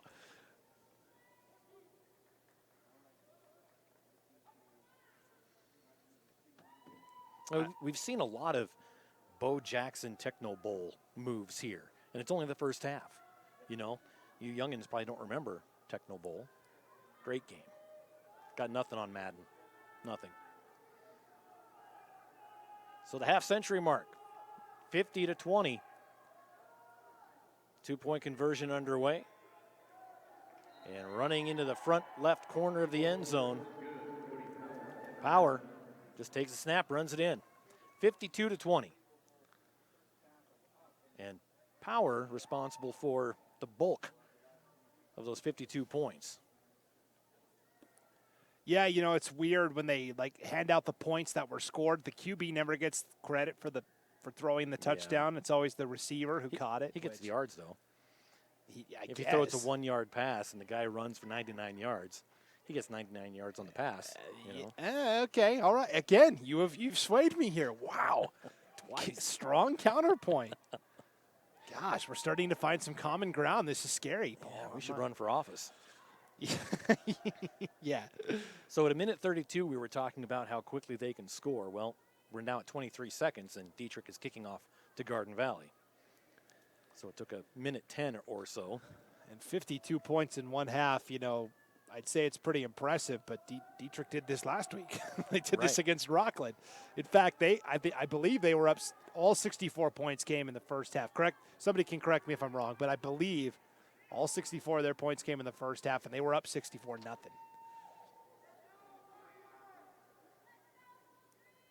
Sure looks like we're headed to a collision here between Kendrick and Dietrich. I know Castleford is going to play tomorrow and give it a good effort. And he just upset a lot of Wolves out You're there. right. And a little punch kick on the kickoff is taken at the 34. Avoids one tackle, gets another couple of yards, and brought down by a whole host of Blue Devil. Thompson with the return. All that goodwill I built up with the Castleford fans. I was in an email exchange back and forth with Gabe Mahana's mother. She was asking about the game tomorrow and were we going to broadcast it. And she said, thanks for the great coverage. You guys do a great job. And I said, yeah, Gabe Mahana is one of my favorite players to watch for Castleford because he's a running back, but he wears number 77. And it's cool to see a guy wearing number 77 do things that. And for some reason, his name is so hard to pronounce. Even though it's Mahana, PA guys, every game I've been to, Mahana, you know, they just want to go with his first name. I'm just like yelling, it's Mahana. Here we go, 1st and 10. Kelly, he's going to hoof it out. Goes to the far side, up the sideline. First down, and goes out of bounds with 9 seconds left. Good decision by Kelly as he went straight for the sticks, got 11 yards, and it's going to be 1st and 10 at the 48. Great scramble for 11 yards by Gavin Kelly, and that now puts Garden Valley in position with 9 seconds left to try a deep pass here. They have no timeouts remaining, so it's got to be pretty much all or nothing. Maybe something quick to the sideline if you've got time, but get your kicker out here. You know, and I don't know what his range is. He hasn't tried any field goals this year. It's been all PATs, but in the dome, why not? Yeah. In a climate-controlled environment. Takes the snap, airs it out. Up and in and out of his hands, incomplete. It would have been a first down. Yeah, Kelly threw that a touch high for Zimmer. He had to jump up and get it. And bobbled it incomplete. Now, with 3 seconds left, you just got to go for broke here. Yep, send everybody. The key is, and we see this all the time on Hail Marys, can the offensive line give the QB enough time to get the ball downfield? Or are they just going to run it? I mean, just let Kelly see what he can do. Yeah. You know, 2nd and 10 from their own 48. Instead, handoff, they go to pass, and they throw up a duck to number 11, Zaid Thompson. And that is how the first half ends.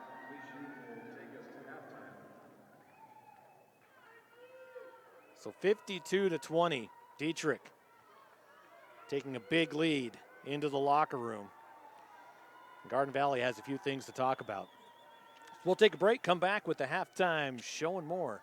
You're listening to the 2022 182 semifinals on IdahoSports.com. Our coverage sponsors are Project Filter, Your Health Idaho, the Idaho Department of Health and Welfare, and the Idaho Transportation Department, as well as your local Toyota dealers and Valleywide Cooperative. So we're going to take a break and be back on IdahoSports.com. Ads like this keep popping up, but I see through the hype because those vape clouds people claim are just water vapor contain as many as 31 different chemicals, like formaldehyde, the stuff they preserve dead bodies with. And while the flavors sound all harmless, we still have no idea what these ingredients could be doing to our bodies. But I already see vaping for exactly what it is. Get the real facts at BehindTheHaze.com. We're a Valleywide country store. For 100 years, we've been your #1 choice for food, fuel, farm supplies, and just about everything else you could need to get you through your day. We know you work until the job is done, and so do we.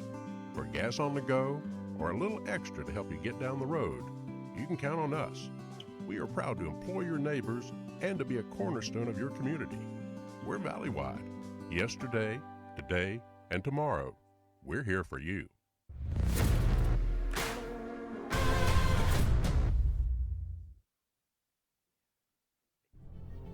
Look at that. The unmistakable swagger of someone fully covered with health insurance through Your Health Idaho for as low as $0 a month.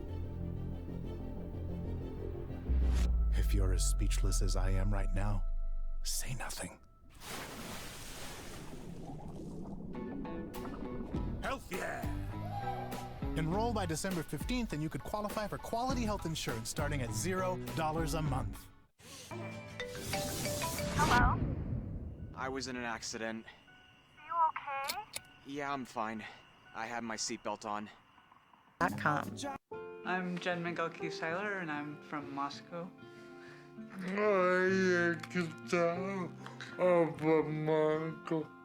I think it's really important to get vaccinated because it's not just about me and my health, it's about the people around me. We have a lot of friends who have disabilities or have different health conditions. I want to make sure I don't make anyone sick. So we chose to get vaccinated to keep each other healthy. Taking the hard path isn't always easy. It takes courage and determination to do hard things. Quitting tobacco and vaping is possible. You decide when. We'll show you how. Learn more at projectfilter.org or call 1-800-QUIT-NOW.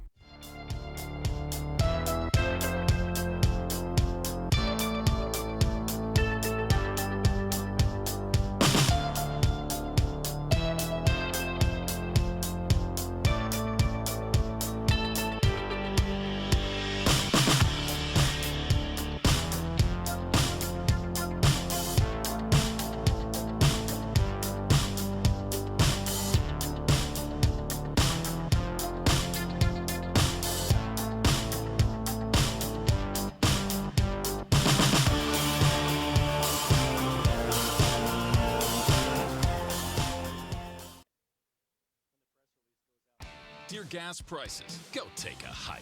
Toyota is the #1 retail brand for electrified vehicles for 22 years. Think you can stand in my way? We got this. Toyota Hybrids. Toyota, let's go places.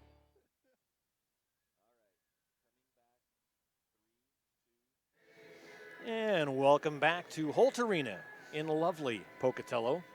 Just kidding. It's not lovely in Pocatello. Blue Devils up 52-20 over the Wolverines in a big offensive first half. Brandon still tallying up his numbers. So I'll just keep talking while he puts his shoes back on because he has to use his toes to add up all of these points scored. We got 9:20 on the clock before the second half will start. Both teams still in the locker. Well, actually, Garden Valley came back out, so they're there waiting for the second half.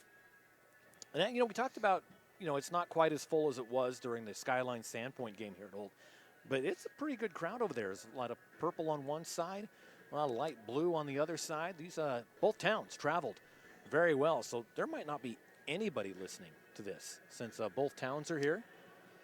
Yeah, but there's, relatives, friends that are not in Idaho, might be in different states, True. even different countries. You convinced me. Yeah, so look, we did it the other way. Nice job. Thank you. I don't know what to say to that. It's never happened before. I don't know what the appropriate response is. Shut up. That's the guy I'm used to working with. And he's back. Don't forget, after the game is done, we'll be presenting the IdahoSports.com Player of the Game, presented by the Idaho Transportation Department. There's a few guys on the short list right now as we jot down a few names as plays happen, and it can kind of go 2, 3, 4 different ways depending on which direction the second half goes. And a 32-point lead at the half, who knows what can happen. So the Blue Devils are out here ready to go. You can hear their crowd. They're right on the railing. So in Holt Arena, the field is kind of down below, and the fans are up above, and their fans are all along the rail right above the team, holding up signs, yelling across at them. Family, Wolverine pride, teamwork, Wolverine power. I like it. I'm almost done adding these. I know you're like dying out here waiting for me to get this done because you're trying to find things to talk about. Just took me a second because so many guys touched the ball in the first half. There was a lot of action. It's only 8-man football. There's not a lot of guys out there. The clock is running, 7 minutes now. He's not really paying attention, Lawrence. We could actually say almost anything. Almost. Almost.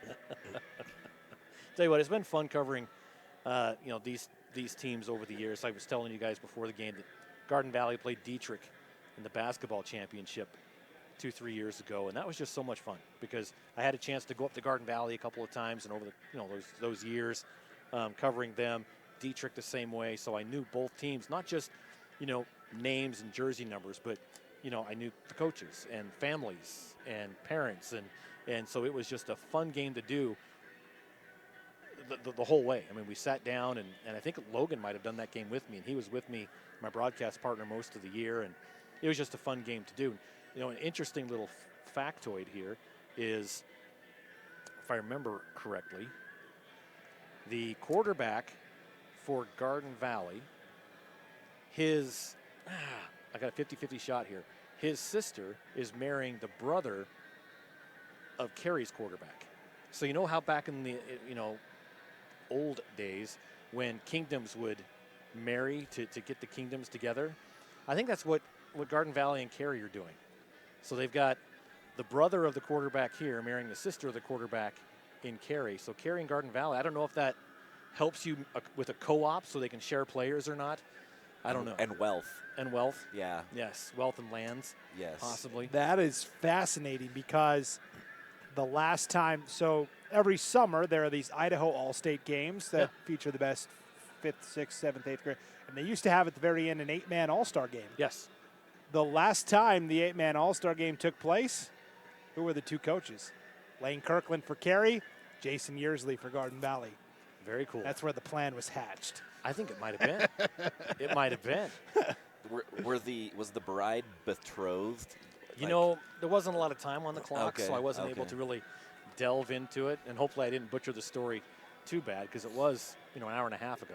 Wasn't that somebody that had moved, right? Like had moved from, am I thinking of somebody else that had moved from one town to another town? Carson Perks moved from Richfield to Carey. I don't know if that's what you're thinking. Well, also with Garden Valley, they had a couple players that came from like the Meridian area. Correct. And came there, and then So anyway, so here we go. Your score, 52-20. Brandon, tell us how we got there. All right. Well, finally opening. Garden Valley started the game with an onside kick. Didn't get it. They've tried that a couple times tonight. Dietrich scores on a 22-yard touchdown pass from Cody Power to Peyton Sneddon. Cody Power runs in the 2-point conversion. 8-0 Dietrich. 8:56 to play. in the first quarter of action. From there, Garden Valley gets the ball in response. 68-yard touchdown run by the sophomore, Tim Larson. 8-6 game with 5:33 to play in the first quarter. 11 seconds later, Cody Power takes it 80 yards for a touchdown run. He then throws the two-point conversion pass to Peyton Sneddon. 16-6 Dietrich with 5:22 to play in the opening period. Dietrich would extend the lead. Power to Sneddon again from 47 yards out. Hayden Estelle. Brody Estelle. Brody. That's the assistant from the coach. sidelines. Yeah.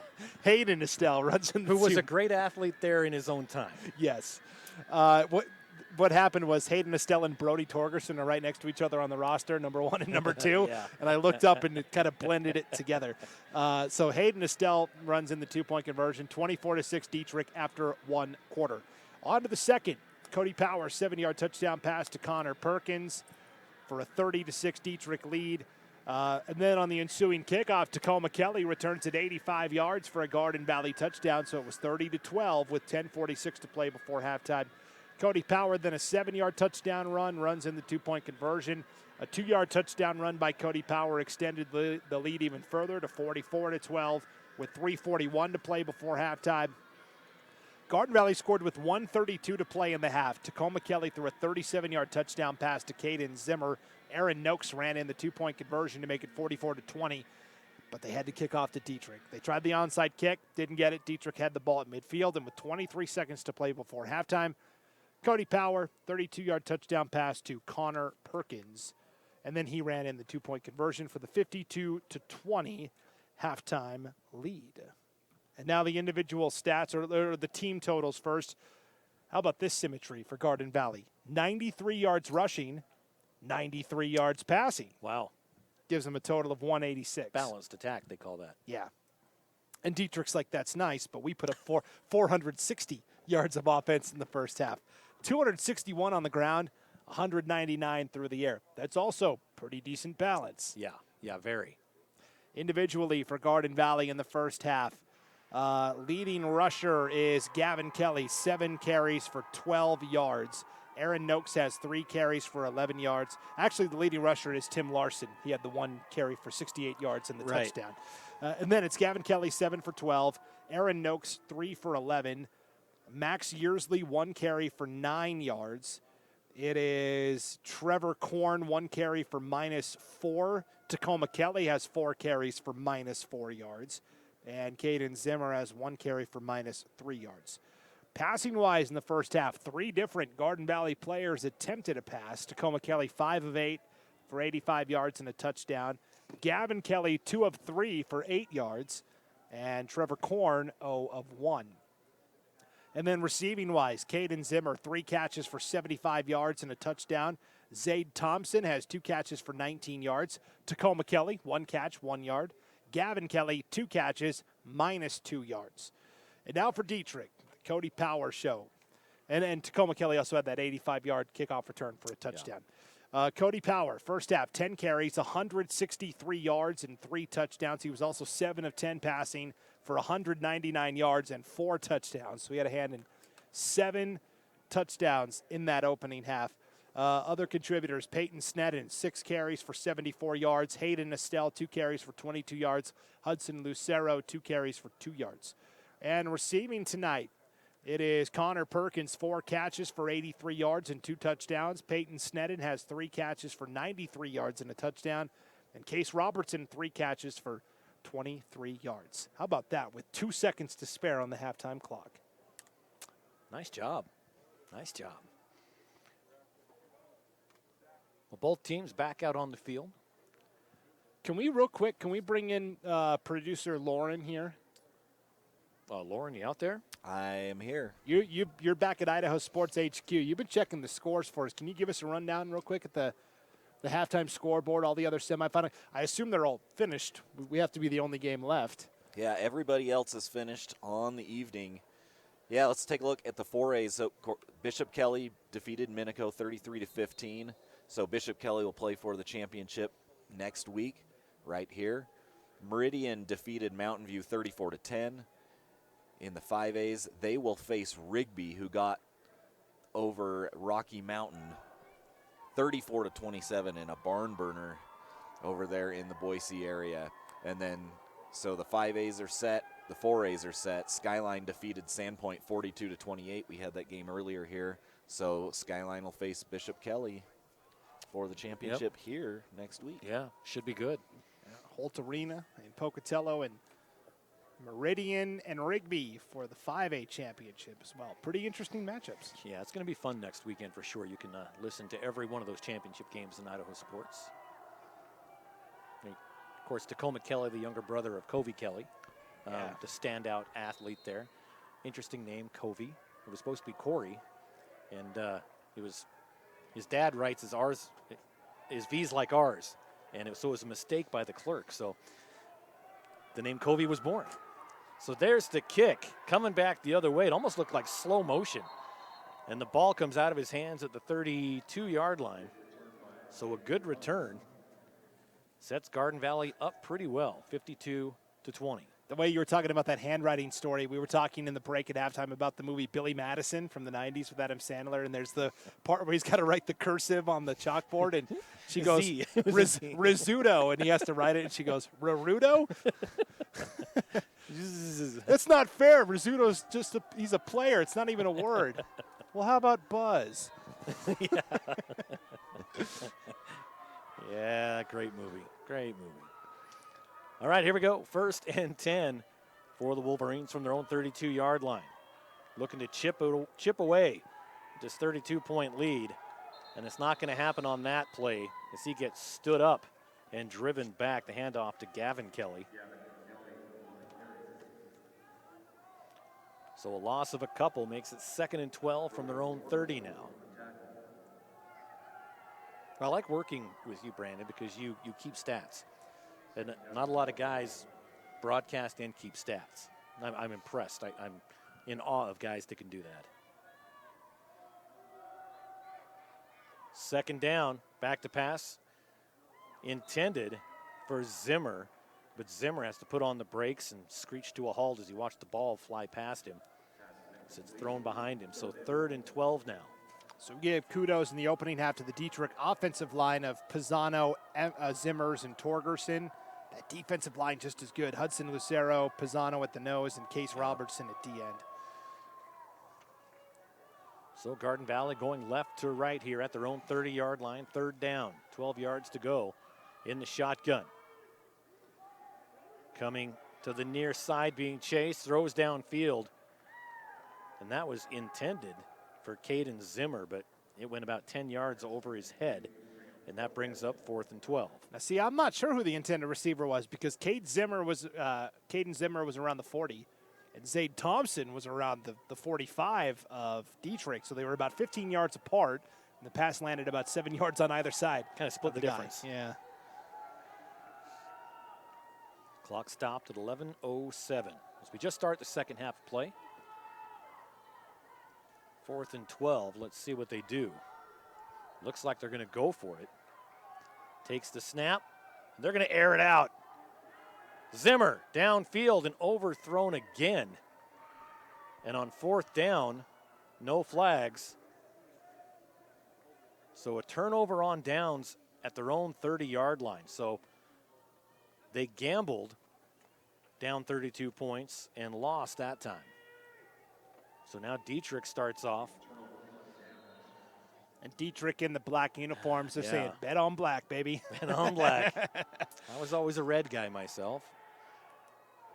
Well, that's why you're a sucker. That's right. 52-20, 11:02 to go. Dietrich with the ball. Power. Pitches it. Coming to the near side. That's Estelle, and he gets dropped after a gain of half a yard, but a lot of running to get that half yard. That was a lot of work. And that's the Corn duo, Trayson and Trevor. Trayson a senior, Trevor a sophomore. Yeah. Comboing on the stop. I guess you could say it was creamed corn as they creamed Estelle on that tackle. Never been a fan. Oh, you're missing out. That's good stuff. No, it's not. That's a Thanksgiving staple. Remind me never to come to your house on Thanksgiving. Oh, you're not invited. I knew that was coming next. Here we go. 2nd and 9 for the Blue Devils. From the 29-yard line, 2 receivers to the right. Power going to keep it himself. A lot of room to run. Cuts the gap. Shoots to the right side. Up and in to the end zone. It's a touchdown. A 29-yard run by the quarterback, Power. Makes it 58-20. 10:06 to go in the third. Spoiler alert for all our fans listening. Cody Power is going to be the IdahoSports.com player of the game, presented by the Idaho Transportation Department. Just saying. You never know. We didn't do. talk about it. I do know. You took a lot of, whatever that word is, you took a lot of it. Took a liberty. Thank you. A lot of liberty there, just not even discussing it with me or Lauren back at HQ. He might have a different perspective. I mean, it's his 8th touchdown of the night. What do I know? Lining up, 2-point conversion under center. Power turns, going to throw. And nice pass defense, Max Yearsley. Max Yearsley, I've been very impressed with his defense here tonight. Yearsley, just a freshman, 5'10", 140. But, he's out there playing like an upperclassman. And we talked about this with Garden Valley, that they've got a young team. They're going to remember this, and I think this will fuel them through their offseason as well a little bit as they, prepare for what the future might hold. Yep. Tonight's game is brought to you in part by Extreme Excavation in Shoshone. They offer all kinds of services for public works and private construction needs. From demolition and grading to underground utilities and complex septic systems, Extreme Excavation has a trusted reputation for meeting and completing tough and unique projects. They offer free estimates within a 100-mile radius. Get yours by calling 208-544-ROCK or go to extremeexcavationinc.com. Tonight's game also brought to you by Severance Sand and Gravel. They can take care of all your concrete, gravel, topsoil, and sand needs. Severance Sand and Gravel are big Garden Valley fans and are excited to cheer on the Wolverines in tonight's game. Here we go. Dietrich set the kick right to left to Garden Valley from the 40. And Power kicks it deep. Lands at the 11, takes a bounce, and it's taken at the 3. Making the run is Kelly. Kelly tries to juke out a couple of players. It goes from the 3-yard line all the way up to the 19. So 16-yard return. So Cody Power kicked off there. I mean, he's done everything else tonight. Yeah. Why not? Got a good leg. Just punched it as kind of a knuckleball going down at him. I think if Kelly would have let it go, it would have been a touchback, but they would have gained a yard. But he wouldn't have gotten the pain of being tackled, so I guess it's, which way you go. Kelly under center, hands it off. Gives it to Larson. And Larson goes out of bounds, and he got hit hard for 2 yards. 2nd and 8. And that ball was ripped out at the end as well by Peyton Sneddon, but Larson was already on his way out of bounds, so. Larson had the 1 carry for 68 yards in the first half. This one goes for 2. That's going to hurt the old average. Yes, it will. Went from 68 yards to 35 yards? Yeah, I'm not that good at math. I don't know. Sounds right. Kelly back to pass, and he's going to get wrapped up and dropped in the backfield. Coming in for him, number 9, Hudson Lucero. The senior with the sack makes it 3rd and 14 from their own 15-yard line. 9 minutes left, third quarter.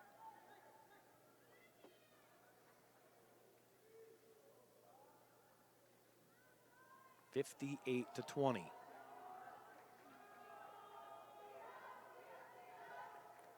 Kelly under center. Looks left side. Has a man. It's caught. Zaid Thompson gets the ball back inside the sticks, but that's going to be 4th and 8 from their own 21-yard line. They're going to make 22, so 4th and 7 now. So Zaid Thompson made the catch, but nowhere to breathe. Cody Power was right there defensively for the tackle. Kelly's going to try and pass out of this fourth down. Runs up the sideline, loses his mouth guard. There's a flag down. It's going to be a face mask on Sneddon. As Kelly, on his knees, readjusts his helmet as he's looking out his ear hole.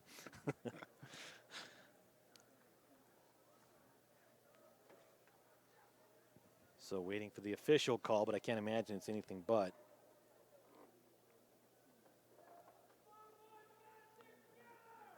And it is a face mask on Dietrich.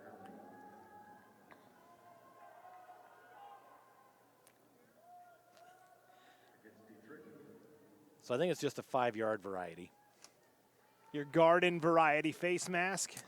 The not personal, the not personal foul face mask. The whoops, sorry about that face mask. But it does get them back to the original line of scrimmage, so 4th and 10. 8:04 left in the third.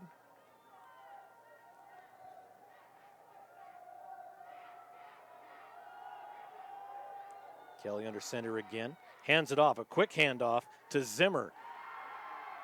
And it doesn't fool anybody as he goes right back to the 15-yard line. Turnover on downs. It's Dietrich ball at the Garden Valley 15. This Dietrich defense is suffocating. And for Garden Valley, they're trying everything. They are, and it's not a them thing. It's a Dietrich thing. Dietrich makes, and Garden Valley's going to feel bad about the way this looks and the result and everything, but Dietrich did this to everybody this year. They took all the other good teams and made them look not great. That's just how good Dietrich is. Garden Valley goes way up north and beats a good Mullen St. Regis team, and their reward is the undefeated Dietrich team in the semifinals. Well, I mean, it's Dietrich or Kendrick. I mean, it's true. Pick your poison. There really wasn't a good side of the bracket, was there? No. So Power hands it off, gives it to Lucero, and he's actually going to get tackled for a 1-yard loss. Makes it 2nd and 11, clock running, 7:45.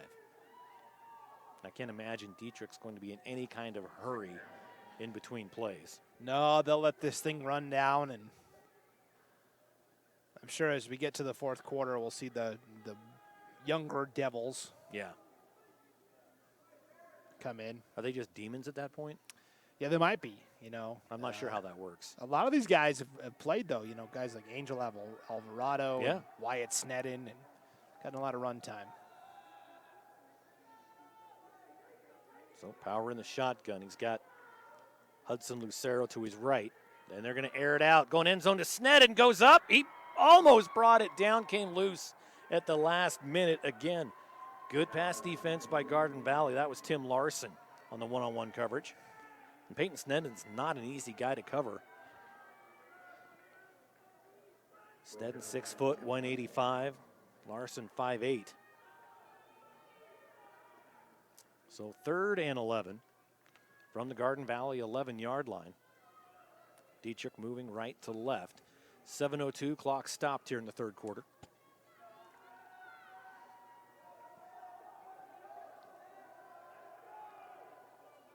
Lucero to the left of Power this time in the backfield. Takes a snap, and he's going to keep it himself. Power up the middle, and they're not going to get him. From 11 yards out, Cody Power, another touchdown, makes it 64-20 with 6:56 left in the third. I mean, he's barely getting touched on these because he's so fast. He just outruns everybody. Even on a 16-yard touchdown run, it's incredible to watch. He's 5'9", 165, so he's a well-built, muscular, athletic kid where he's just, if you don't wrap him up, you're going to bounce off. And in 8-man football already, there's more ways you can break free. And if you've got the speed like Power does, I mean, it's almost impossible to stop. Lining up for the 2-point conversion now. 2 receivers on the right. Power options it out to Lucero. And as Lucero's falling out of bounds, he underhands it, tries to get it to Brody Torgerson. Nice effort, good idea, but he was out of bounds. So score remains 64-20.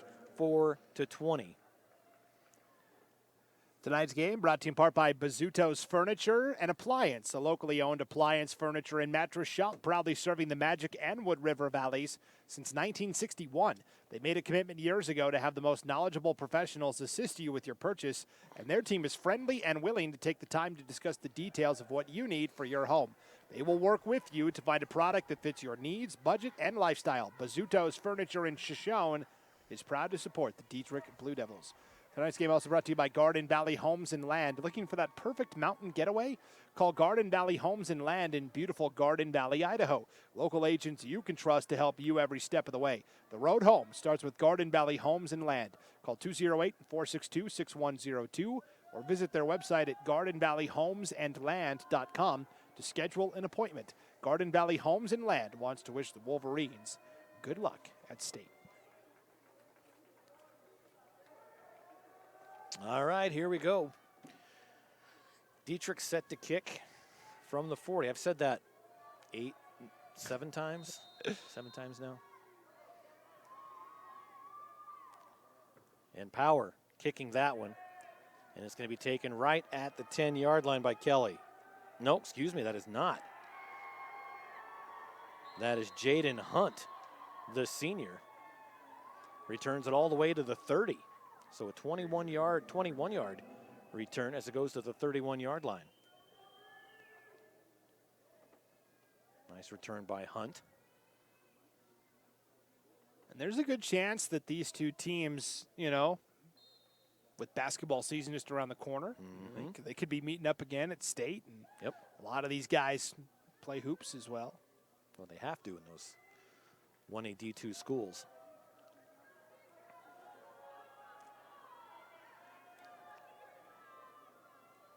In at quarterback for Garden Valley, Trevor Korn.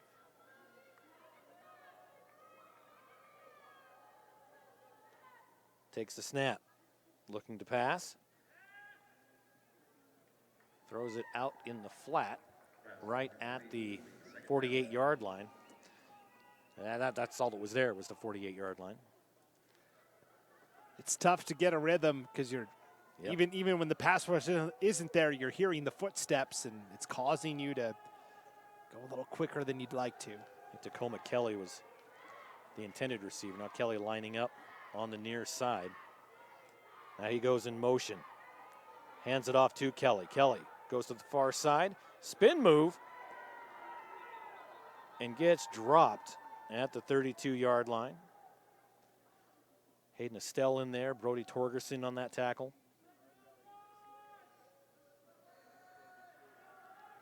So 3rd and 9 from the 32-yard line. Clock running, 6:18. And in the state tournament, there is no running clock. Yeah. Just in case you're wondering at home. That is the tough part about this. Yeah.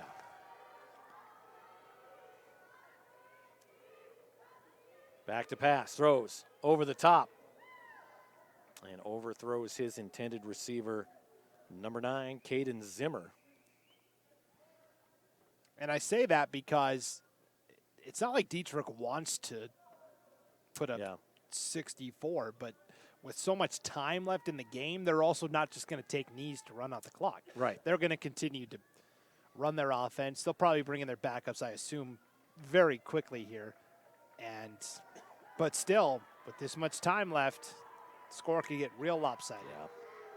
I can see maybe moving Connor Perkins to quarterback. So back to pass. Again, overthrown. A lot of overthrown balls. Again, that was intended for Caden Zimmer. And that stops the clock.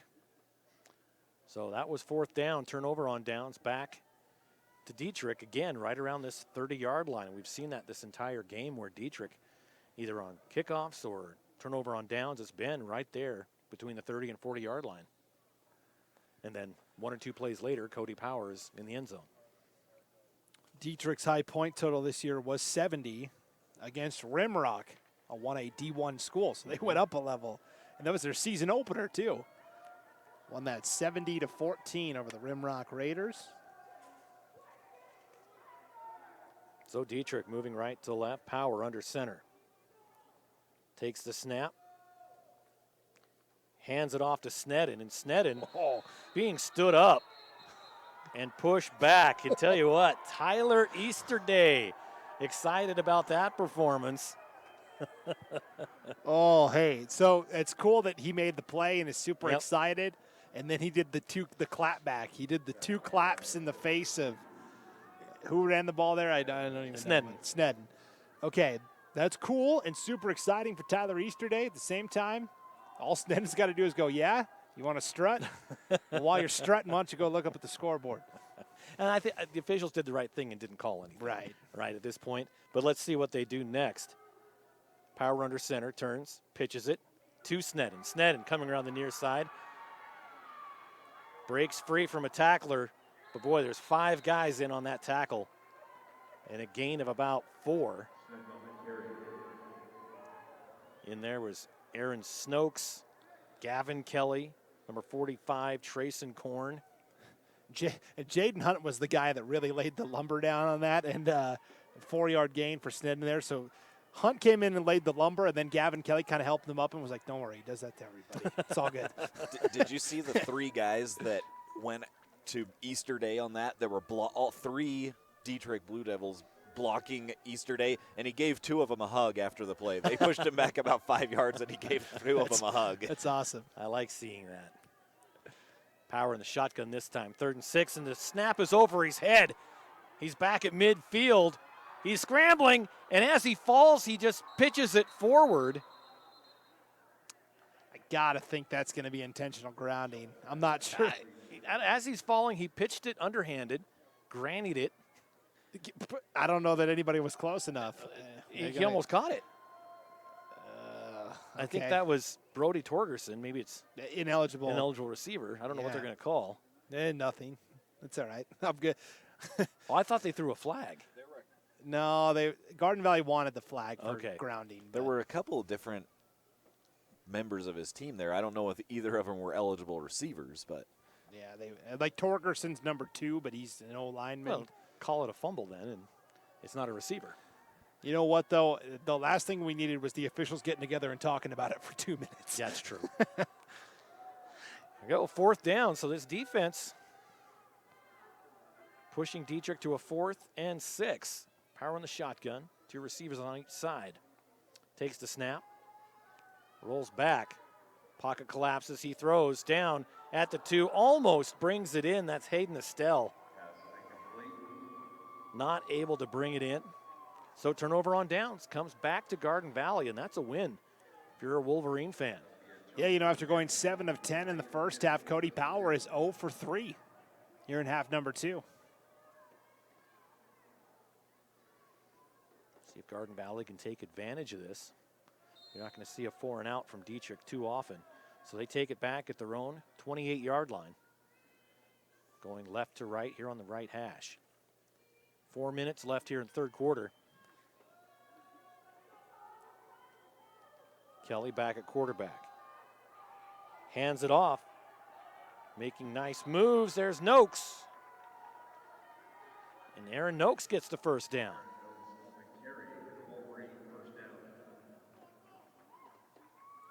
So 1st and 10 from the 38. Needed 10, got 10. Kelly hands it off. Noakes again. This time he gets wrapped up and dropped. In on that one was Zimmers and Dilworth, I think. Got a couple yards out of it, though. 2nd and 8 from their own 40. 3:30 left in the third. Kelly under center, takes the snap, hands it off. Again to Noakes. And he's going to get a yard out of that one. So 3rd and 7. At their own 41-yard line. Yeah, Dietrich mixing in a couple of guys on defense. Zimmers in particular has been playing really well. Under center again, takes the snap, back to pass. Throwing it out, has a man wide open at the 42. It's caught. That's Gavin Kelly. Kelly staying on his feet inside the 25 and brought down at the 23. Well, that's a good chunk of yards for Garden Valley as they get into Dietrich territory. 2:42 left here in the third. Yeah, 36-yard connection from Tacoma to Gavin, the Kellys. Kelly hands it off. Gain of about 5.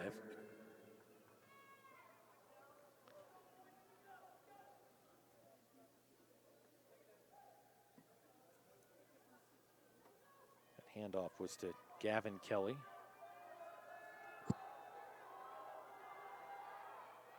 And he tried to hand it off to Gavin, and Gavin just ran by it. Tacoma took the snap, turned, went to hand it off, and he just bounced off of his pads and hit the ground. Miscommunication there. Yeah, nice fumble recovery by Hayden Estelle for Dietrich defensively. So Estelle gets the turnover, and Garden Valley coughs it up at the 20-yard line. So after a big pass play, building some momentum, just a miscommunication on what the play was, gives it back to Dietrich, 2:03 on the clock. Taking it from their own 20-yard line. Well, and that's just the frustrating thing if you're Garden Valley, because you're going for little wins at this point, right? Just making good things happen, taking it a play at a time, and then that happens, and you feel the wind come out of the sails a little bit. 2 receivers on each side. They send Estelle in motion. And Power going to keep it himself. To the 30 to 35. Up the sideline. Tries to tiptoe in bounds as he's big push by Jaden Hunt. But he gets it into Garden Valley territory at the 34-yard line. So ho-hum, another 46-yard run. Yeah, 46-yard run for Cody Power. Nothing to it. He makes it look so easy. Minute 50 left here in the third. So I think what's going to happen is Garden Valley was doing this to Mullen St. Regis last week, and then it's like, okay, you beat the level, and now you're moving on to the next one. A little more difficult. And what Dietrich is doing this week looks easy, but when they get to the championship next week, it's probably going to be a little more difficult, right? Yes. You hope so when you get to the championship, right? Yeah. You level up. 2 receivers on each side again. They send Estelle in motion. We saw this before. This time they hand it off to Estelle, who goes to the right side. The 30 steps over 1 tackler and finally gets brought down about half a yard shy of the first down. And a big hit. So 2nd and 1 for the Blue Devils as we hit the minute mark in the third quarter.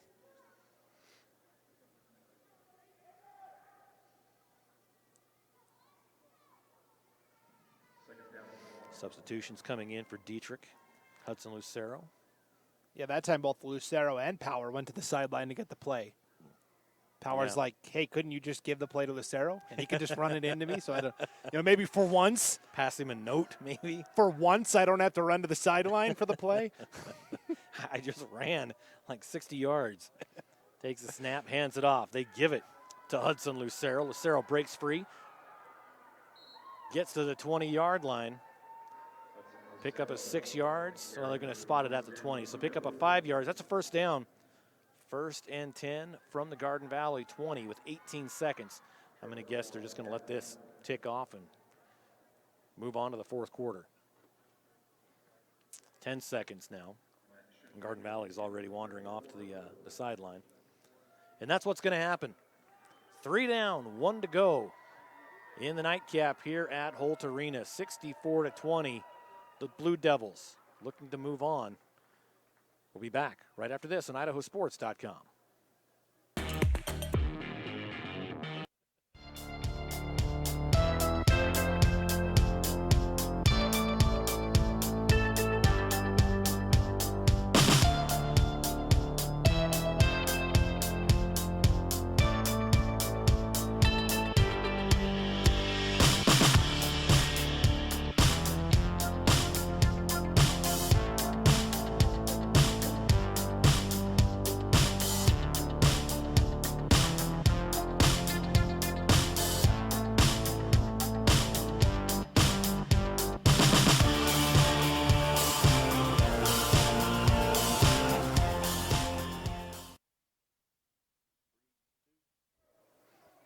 All right, welcome back. Start of the fourth quarter.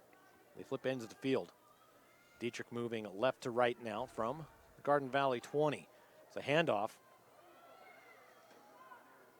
And he's taken down for no gain, and a late hit comes in from behind after that run by Hudson Lucero.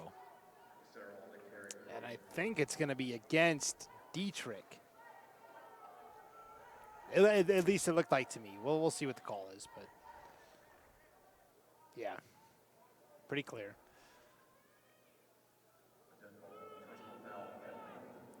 It was a Dietrich blocker who wanted to re-engage. Re-engage, I like it. Yeah, engage, Maverick. After the play had already been concluded. So, yeah, I mean, this is a big penalty. Moves it back to the 35-yard line. Absolutely, huge penalty. So, yeah, repeat first down. First and 25. They're at the 35, need to get to the 10. First and insert next community over here. That's the old standby, right? Oh, yeah. First and Aramo. I think it's white. Kind of like, let's get my directions messed up in here. Oh, and jumping off sides is Easter Day. And he has to do, well, I thought he does one push-up. Oh, he's doing up downs. Up downs. I like it. Oh, the Garden Valley fans love it. How many is he doing? Did he do 5? 5 or 6? And then he slapped his helmet. Stupid, stupid. Connor Perkins comes over and says, dude, don't worry about it. It's okay. Well, the ref was like, hey, we got to spot the ball here. Yeah, we got to go. How cool, though. The Garden Valley fans loved that. That's awesome. Accountability. Hand off to Sneddon. Goes to the left side. Cuts in. Gets wrapped up by the legs and dropped by Tim Larson. So a short gain brings up 2nd and 18. It wasn't that long ago that the roles were reversed. Larson was the guy carrying the ball, and Sneddon was the guy bringing the hammer. And now Larson goes, see, that's not so fun, is it? How do you like it? How do you like me now? 10:40, clock running here, fourth quarter. I'm very surprised that Dietrich hasn't started mixing in some of their reserve players. Yeah. You know, they'll say, well, when Garden Valley subs, we'll sub. Well, Garden Valley didn't have any subs. Yeah, they don't. They really don't. Small sideline.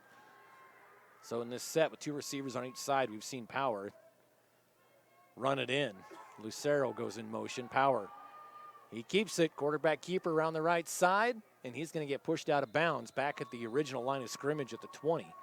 So 3rd and 10. They got those 15 yards back. I mean, because we saw this tonight in the first game we did, the 4A semifinal between Skyline and Sandpoint, where Skyline's best player, Kenyon Sadiq, went down with an injury very late in the game. And that was a game that was only 2 scores. Here you've got Dietrich up 44 points. And again, I don't want anything bad to ever happen, but in 8-man football especially, you're 1 injury away from potentially being Yeah, right. You know, you got Cody Power out there still running around with 9.5 minutes to play in a game that's decided. With the championship next week, I'd pull him. I'd go, hey. We're in that same set, 3rd and 10. He throws. Completes it, and he slips down. That was complete to Connor Perkins, and as he tried to make his move, he just slipped on the turf. And that brings up 4th and 4. Ball sitting on the 14-yard line as we hit the 9-minute mark, clock running.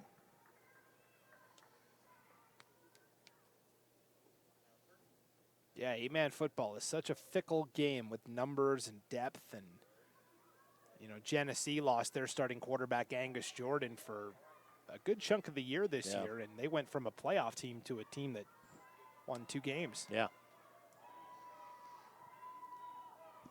Lined up again, 4th down and 4. Big play for the defense here. Back to pass, throws. Complete at the 9.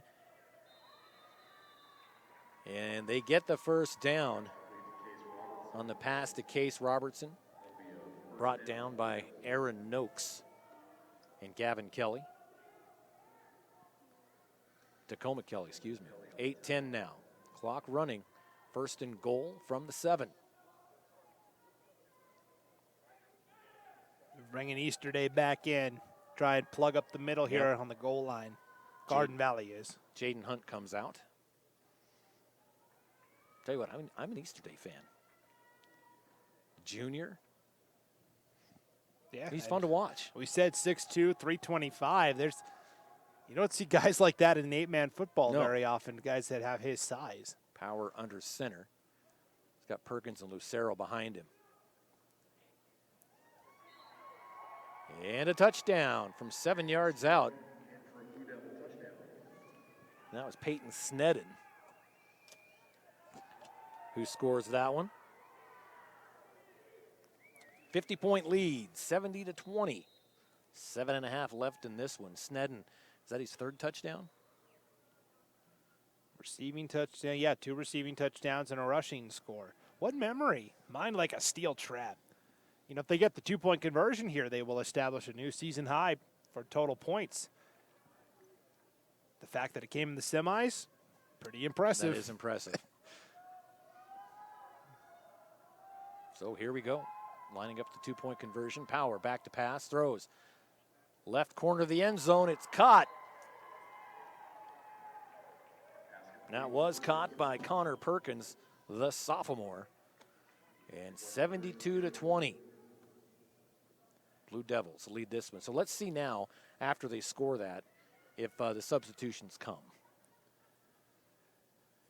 We'll find out here in a moment following the kickoff. Tonight's game brought to you in part by Shaw Land and Livestock. They've been family owned and operated since 1971. Owner Hubert Shaw and the rest of the gang at Shaw L&L and Mercantile proudly supports Dietrich High School athletics. They'd like to wish the Dietrich boys good luck tonight.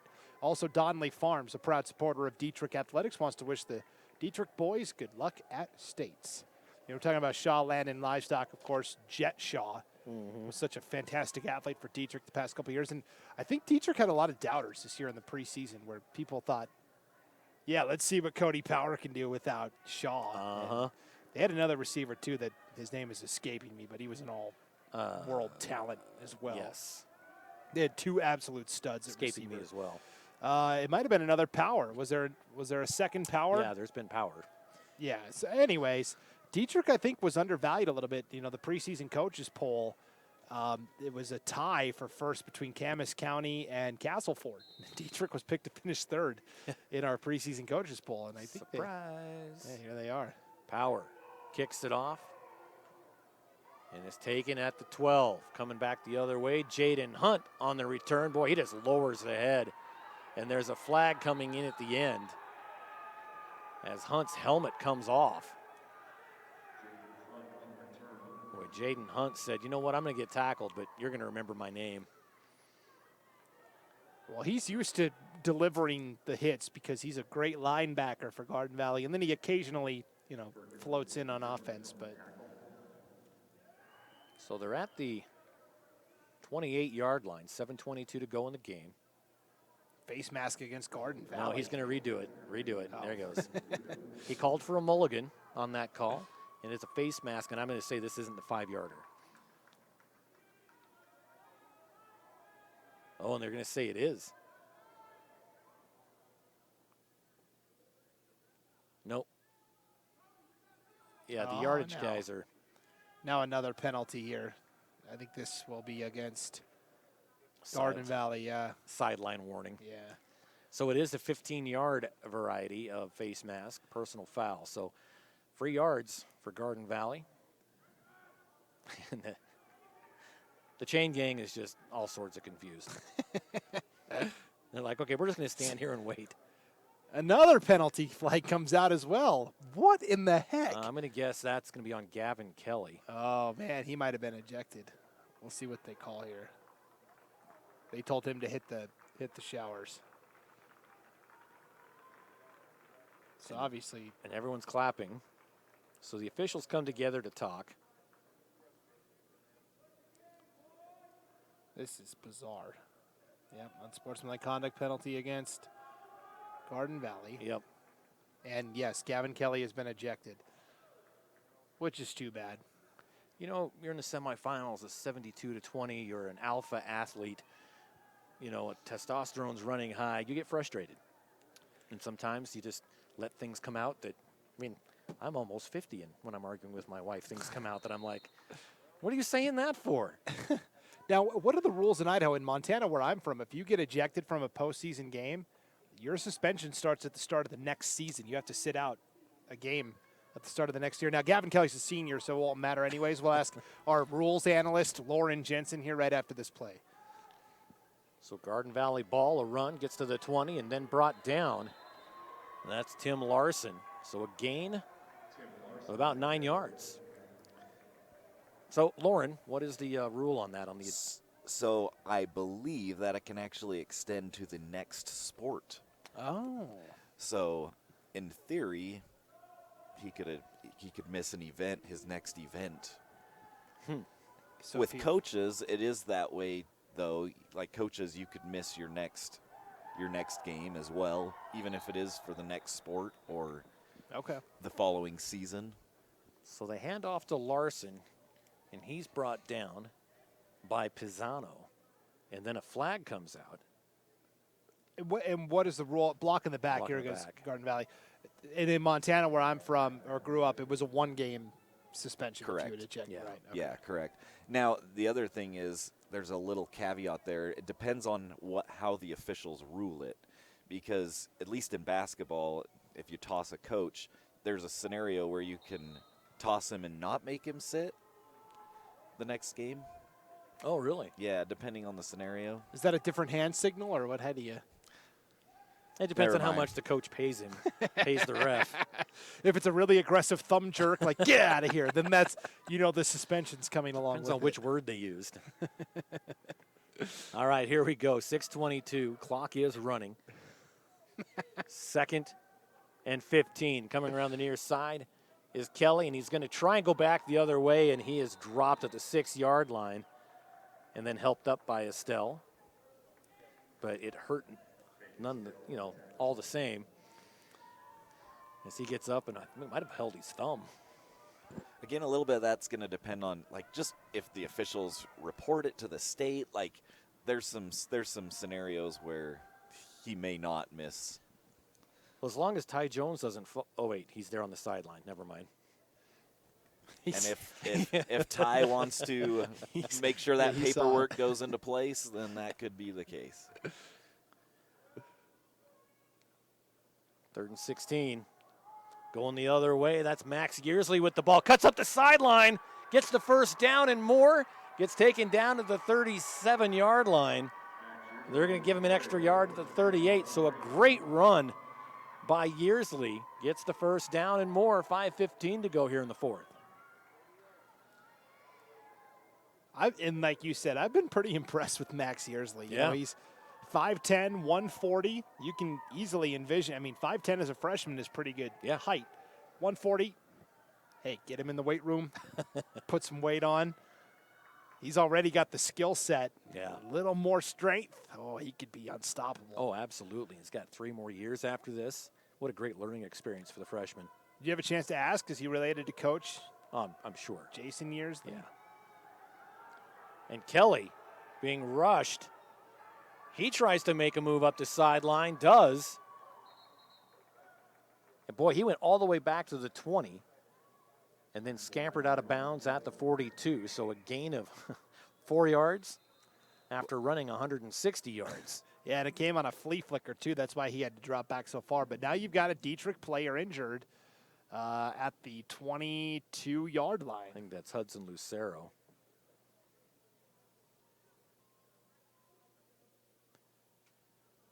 Looks like maybe just getting stretched out. Could be a cramp, but again, this is 4:23 to go, Paul. You're up 72-20. I'd be putting in all my backups. I don't even want to have the possibility of somebody. Right.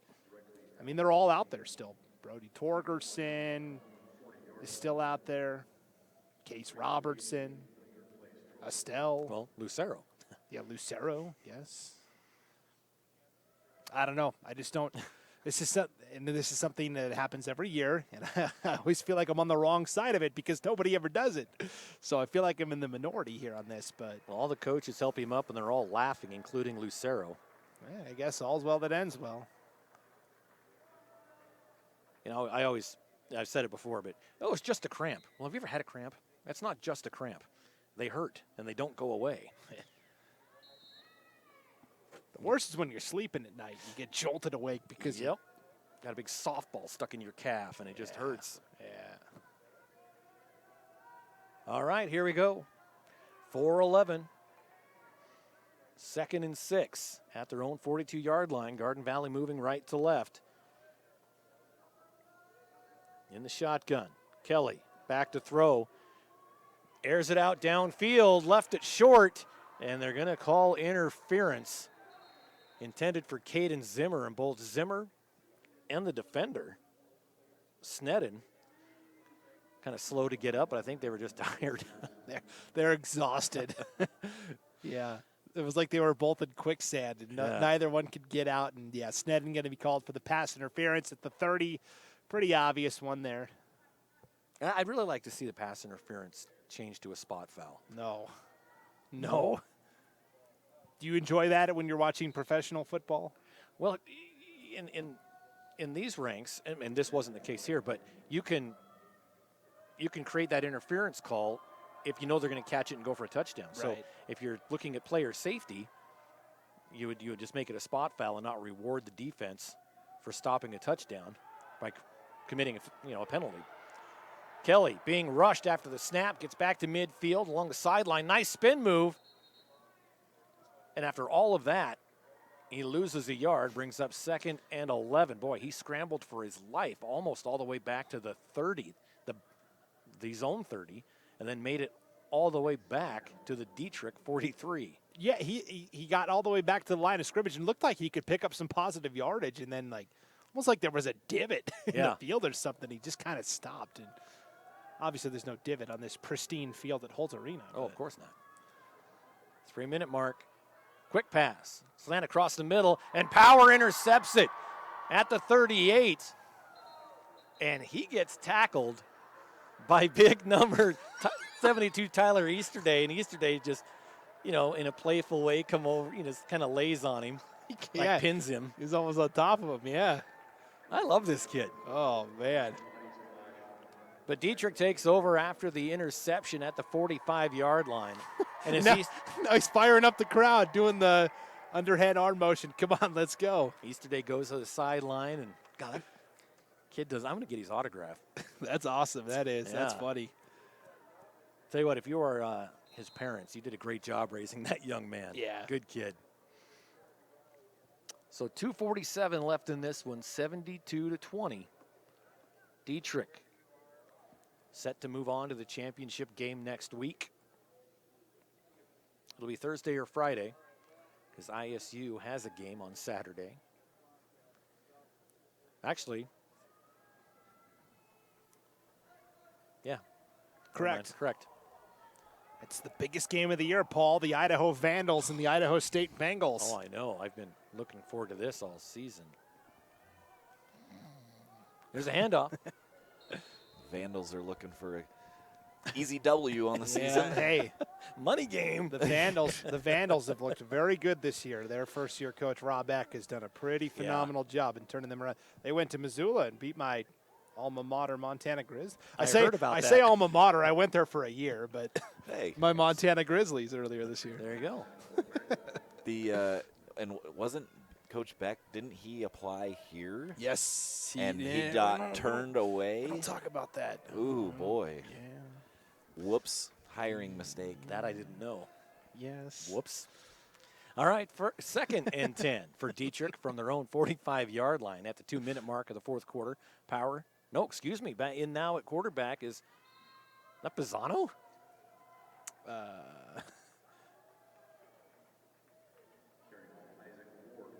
Isaac Ward on the carry. It was Ward on the carry.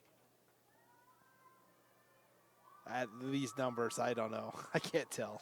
All right, I've got the binoculars out now. It's 40-something.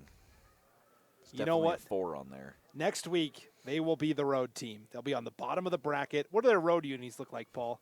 Any better? Or in terms of seeing the numbers, I mean, the uniforms look great, but in terms of number visibility. You know, I got them at home this year, so I can't remember. Okay. Oh, so that's Rain Reese, the junior, a quarterback. Hands it off, gives it to Emmett Zimmers, the junior. Gain of about 4. Makes it 4th and 6 at their own 49-yard line. But the 1A D2 championship will be in Holt Arena next week. Kendrick got to host last year up in the Kibbe Dome. Yep. And speaking of, Kendrick is this big titan, and they're the favorites and the defending champs. And it's easy to forget that last year, going into the 1A D2 championship, it was kind of the same storyline where Carey was the big bad power, and it was a foregone conclusion that Carey was going to win the title, and nobody gave Kendrick a chance. And Kendrick ended that dynasty run. Now the roles are reversed. Dietrich's trying to do to Kendrick what Kendrick did to Carey last year. So on 4th down, they bring all the starters back in for power to punt. It hits the 5-yard line and bounces into the end zone. Yeah, they brought everybody back in. And you're starting to hear the fans a little bit give some opinions on that. And again, Castleford plays Kendrick tomorrow. Kendrick is the favorite. They've been the juggernaut all year in 1A D2 football, but they also haven't played Castleford, so you never know, right? And wouldn't Castleford love another shot at Dietrich? That was a very close game in the regular season. Big quarterback, can run the football. In fact, that was a one-score game, 26-20. Dietrich with the win. So 1st and 10. 17 seconds left in this one. Garden Valley going right to left, back to pass is Kelly. And it was thrown and could have been intercepted by Connor Perkins, but he just bats it down. And the clock stops. And Sneddon's like, yeah, dude, what are you doing? And Perkins is like, what do I need? Yeah, what do I mean, you can. I mean, it was thrown. I mean, there was nobody close to him either, so. Yeah, I mean, Perkins has a leg to stand on. He leads the team in interceptions this year with 6. He's like, do I really need another one? I'm good. 10 seconds left. Back to pass. Kelly, he's going to air it out to Zimmer. He catches it at the 48. Goes to the sideline. Time expires, and this one is done. But what a great catch by Caden Zimmer to end the game. So this one is in the books, gentlemen, 72-20. We're going to take a quick break. Be back with the IdahoSports.com player of the game presented by the Idaho Transportation Department right after this. Yeah, I know a little something about myths. Like the myth that speeding isn't dangerous. Oh, and that myth you can tailgate at a safe distance. Or that you could safely weave in and out of traffic. Don't be fooled by myths. You'll get yourself into a hairy situation. Stay focused on the road. Be a legend like me. Have you heard the one about Charlie over in Pay Lake? Look at that. The unmistakable swagger of someone fully covered with health insurance through Your Health Idaho. Health yeah! Enroll by December 15th and you could qualify for quality health insurance starting at $0 a month. Dear gas prices, go take a hike. Toyota is the #1 retail brand for electrified vehicles for 22 years. Think you can stand in my way? We got this. Toyota Hybrids. Toyota, let's go places. I am Kevin, and I'm from Idaho Falls. It's important for the disabled to be vaccinated because of COVID. I chose to be vaccinated because I didn't want to be sick or in the hospital. Getting the vaccination, my experience was painless and worth it. It was a very wise choice. Taking the hard path isn't always easy. It takes courage and determination to do hard things. Quitting tobacco and vaping is possible. You decide when. We'll show you how. Learn more at projectfilter.org or call 1-800-QUIT-NOW. Hello? I was in an accident. Are you okay? Yeah, I'm fine. I had my seatbelt on.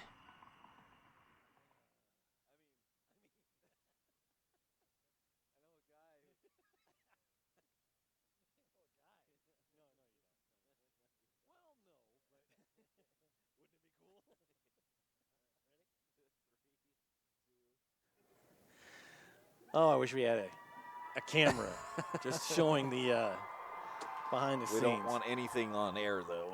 Well, there is the handshakes at midfield. Dietrich fans celebrating across the way. Our final score again, 72-20.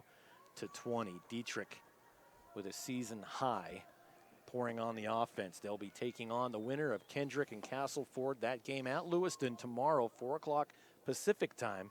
And you can listen to it live on IdahoSports.com tomorrow afternoon. Ryan Skaggs, Brandon Fury on the call there. We've got one last thing to do here, Brandon Baney, and that's to award our IdahoSports.com Player of the Game, presented by our good friends at the Idaho Transportation Department. Yeah, 72-20. Dietrich gets the win, and Cody Power had a hand in like 90% of the touchdowns. In fact, outside of one Peyton Sneddon touchdown run, Cody Power was involved in every other scoring play. He finishes tonight with 268 yards and 5 touchdowns rushing, 166 yards and 4 touchdowns passing, and had an interception on defense just for good measure. So, wow. There you go. A banner night, a career night, and a good time to have it. Yeah, in the semifinals. 9 touchdowns. That's got to be the season high across the state. I know Jack Driscoll from Logos got up to 9 a couple times, but pretty impressive stuff for Cody Power, our IdahoSports.com Player of the Game, presented by the Idaho Transportation Department at Shift, Idaho. All right, well, this has been an IdahoSports.com GameStreams production of the 2022 1A D2 Idaho High School Football Playoffs. Tournament coverage on Idaho Sports is presented by Project Filter, Your Health Idaho, the Idaho Department of Health and Welfare, and the Idaho Transportation Department. Also brought to you in part by Valleywide Cooperative and your local Toyota dealers. Broadcast was also made possible by our local sponsors: Shaw Land and Livestock, Donley Farms, Extreme Excavation, and Bazuto's Furniture for Dietrich, and Severance Sand and Gravel and Garden Valley Homes and Land for Garden Valley. Well, congratulations again to our IdahoSports.com Player of the Game, presented by the Idaho Transportation Department, Mr. Cody Power. Thanks for joining us tonight as Dietrich moves on to the championship game by defeating Garden Valley 72-20. For my broadcast partner, the Brandon Baney, and everyone else behind the scenes here at IdahoSports.com, I'm merely Paul Kingsbury. Have a good night, everybody.